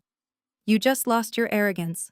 You handed your legacy to a parasite because he looked the part, and you banished your actual blood because I refused to play the quiet, obedient failure." I reached into David's open briefcase and withdrew a single crisp document. I placed it on the edge of the glass table right at eye level for the groveling patriarch of the Marcus family. As for the legacy building, I continued my tone clinical and detached. It is functionally obsolete. Obsidian Capital is scheduling it for demolition next quarter. We are clearing the site to build a state-of-the-art incubation hub and venture capital center dedicated entirely to funding businesses founded by Black women. Elijah let out a soft, devastated gasp, the final remnants of his pride crumbling as he realized his name would be physically erased from the city skyline. And as for the Cascade Mansion, I said, sliding the crisp document off the table so it fluttered down onto the carpet right next to Elijah's trembling hands. "That is your official eviction notice." Yvonne let out a sharp, hysterical sob from her chair, burying her face in her hands. "You have exactly 30 days to pack your belongings and vacate the premises," I told them. My gaze sweeping over my sobbing mother, my broken sister, and my kneeling father. There will be no extensions. There will be no exceptions. If you are not out by the 1st of the month, I will have the county sheriff remove you, and your possessions will be placed on the curb. I stood up, pushing my leather executive chair back. The soft scrape of the wheels against the floor was the only sound besides Iman's erratic breathing. I reached down and calmly buttoned the center clasp of my tailored suit vest. "Next time you decide to call someone the stain on the family," I said, my voice echoing off the glass walls one final time, "make sure you do not owe them money." I turned on my heel. Flanked by David and Marcus, I walked toward the heavy oak doors. I did not pause. I did not hesitate. And as I stepped out into the brightly lit corridor of the high-rise, leaving my family to the ruins of their own making, I never once looked back. The heavy oak doors clicked shut behind me, sealing my family inside the tomb of their own making. That was the last time I ever saw them in a room that they owned. The ensuing months played out like a perfectly orchestrated symphony of consequences. The justice system, blind and unrelenting, moved with terrifying speed. Preston Miller, The golden boy of Atlanta real estate traded his bespoke Italian wool suits for a standard-issue bright orange federal jumpsuit. The local news captured every second of his humiliating perp walk. He looked absolutely pathetic, chained at the wrists and ankles, his head bowed low, as he shuffled into the federal courthouse to face a decade behind bars. Iman did not fare much better. The federal investigation ripped through her life with surgical precision. Because Preston had arrogantly funneled a portion of the stolen funds through their joint accounts, she was dragged directly into the blast zone. I watched from afar as the State Bar Association convened an emergency disciplinary hearing. My sister, who had spent her entire life looking down her nose at my ambition, wept openly as they officially stripped her of her license to practice law. She was left with nothing legally barred from her profession and drowning in the millions of dollars of restitution her husband owed. But the most spectacular collapse belonged to my parents. With Obsidian Capital executing the eviction and freezing their remaining assets to cover the collateral deficit, Elijah and Yvonne Marcus were forcefully removed from the Cascade Mansion. The mighty patriarch and his high society queen were reduced to hauling cheap taped-up cardboard boxes into a cramped, dingy two-bedroom apartment on the outskirts of the city. I received pictures from my security team showing Yvonne struggling up a flight of cracked concrete stairs, hiding her face behind oversized sunglasses. A group of women from her former elite church congregation happened to be walking past. They did not stop to help.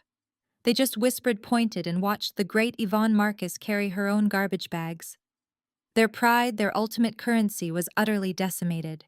I took a slow, deep breath, letting the crisp night air fill my lungs. I stood on the expansive wrap-around balcony of my penthouse, holding a crystal glass of full-bodied Cabernet. The glass walls of the suite reflected the warm amber glow of the interior lighting, but my attention was entirely focused outward. Beneath my feet, the glittering, sprawling skyline of Atlanta stretched out in every direction. It was a city of power, a city of wealth, and tonight it was a city that I functionally owned. The Legacy building was already slated for demolition, soon to be reborn as an incubation hub for Black female entrepreneurs. A sharp, persistent vibration shattered the quiet ambiance. My sleek smartphone sat on the glass patio table. The screen illuminated the darkness, flashing with an incoming call. Mom. I slowly lowered my wine glass and stepped toward the table. I stared at the name glowing on the screen, feeling the absolute absence of guilt, obligation, or sorrow. For my entire life, that name had demanded my submission. It had demanded my silence and my tears. I reached out. My finger hovered over the screen for a fraction of a second before pressing down with absolute finality. Decline and block. The screen immediately went black, plunging the balcony back into peaceful, uninterrupted silence. I picked up my wine and stepped back to the railing. I turned my head, looking directly into the camera lens, claiming my space at the top of the world. I allowed a slow, razor-sharp smirk to spread across my face. The screen fades to black.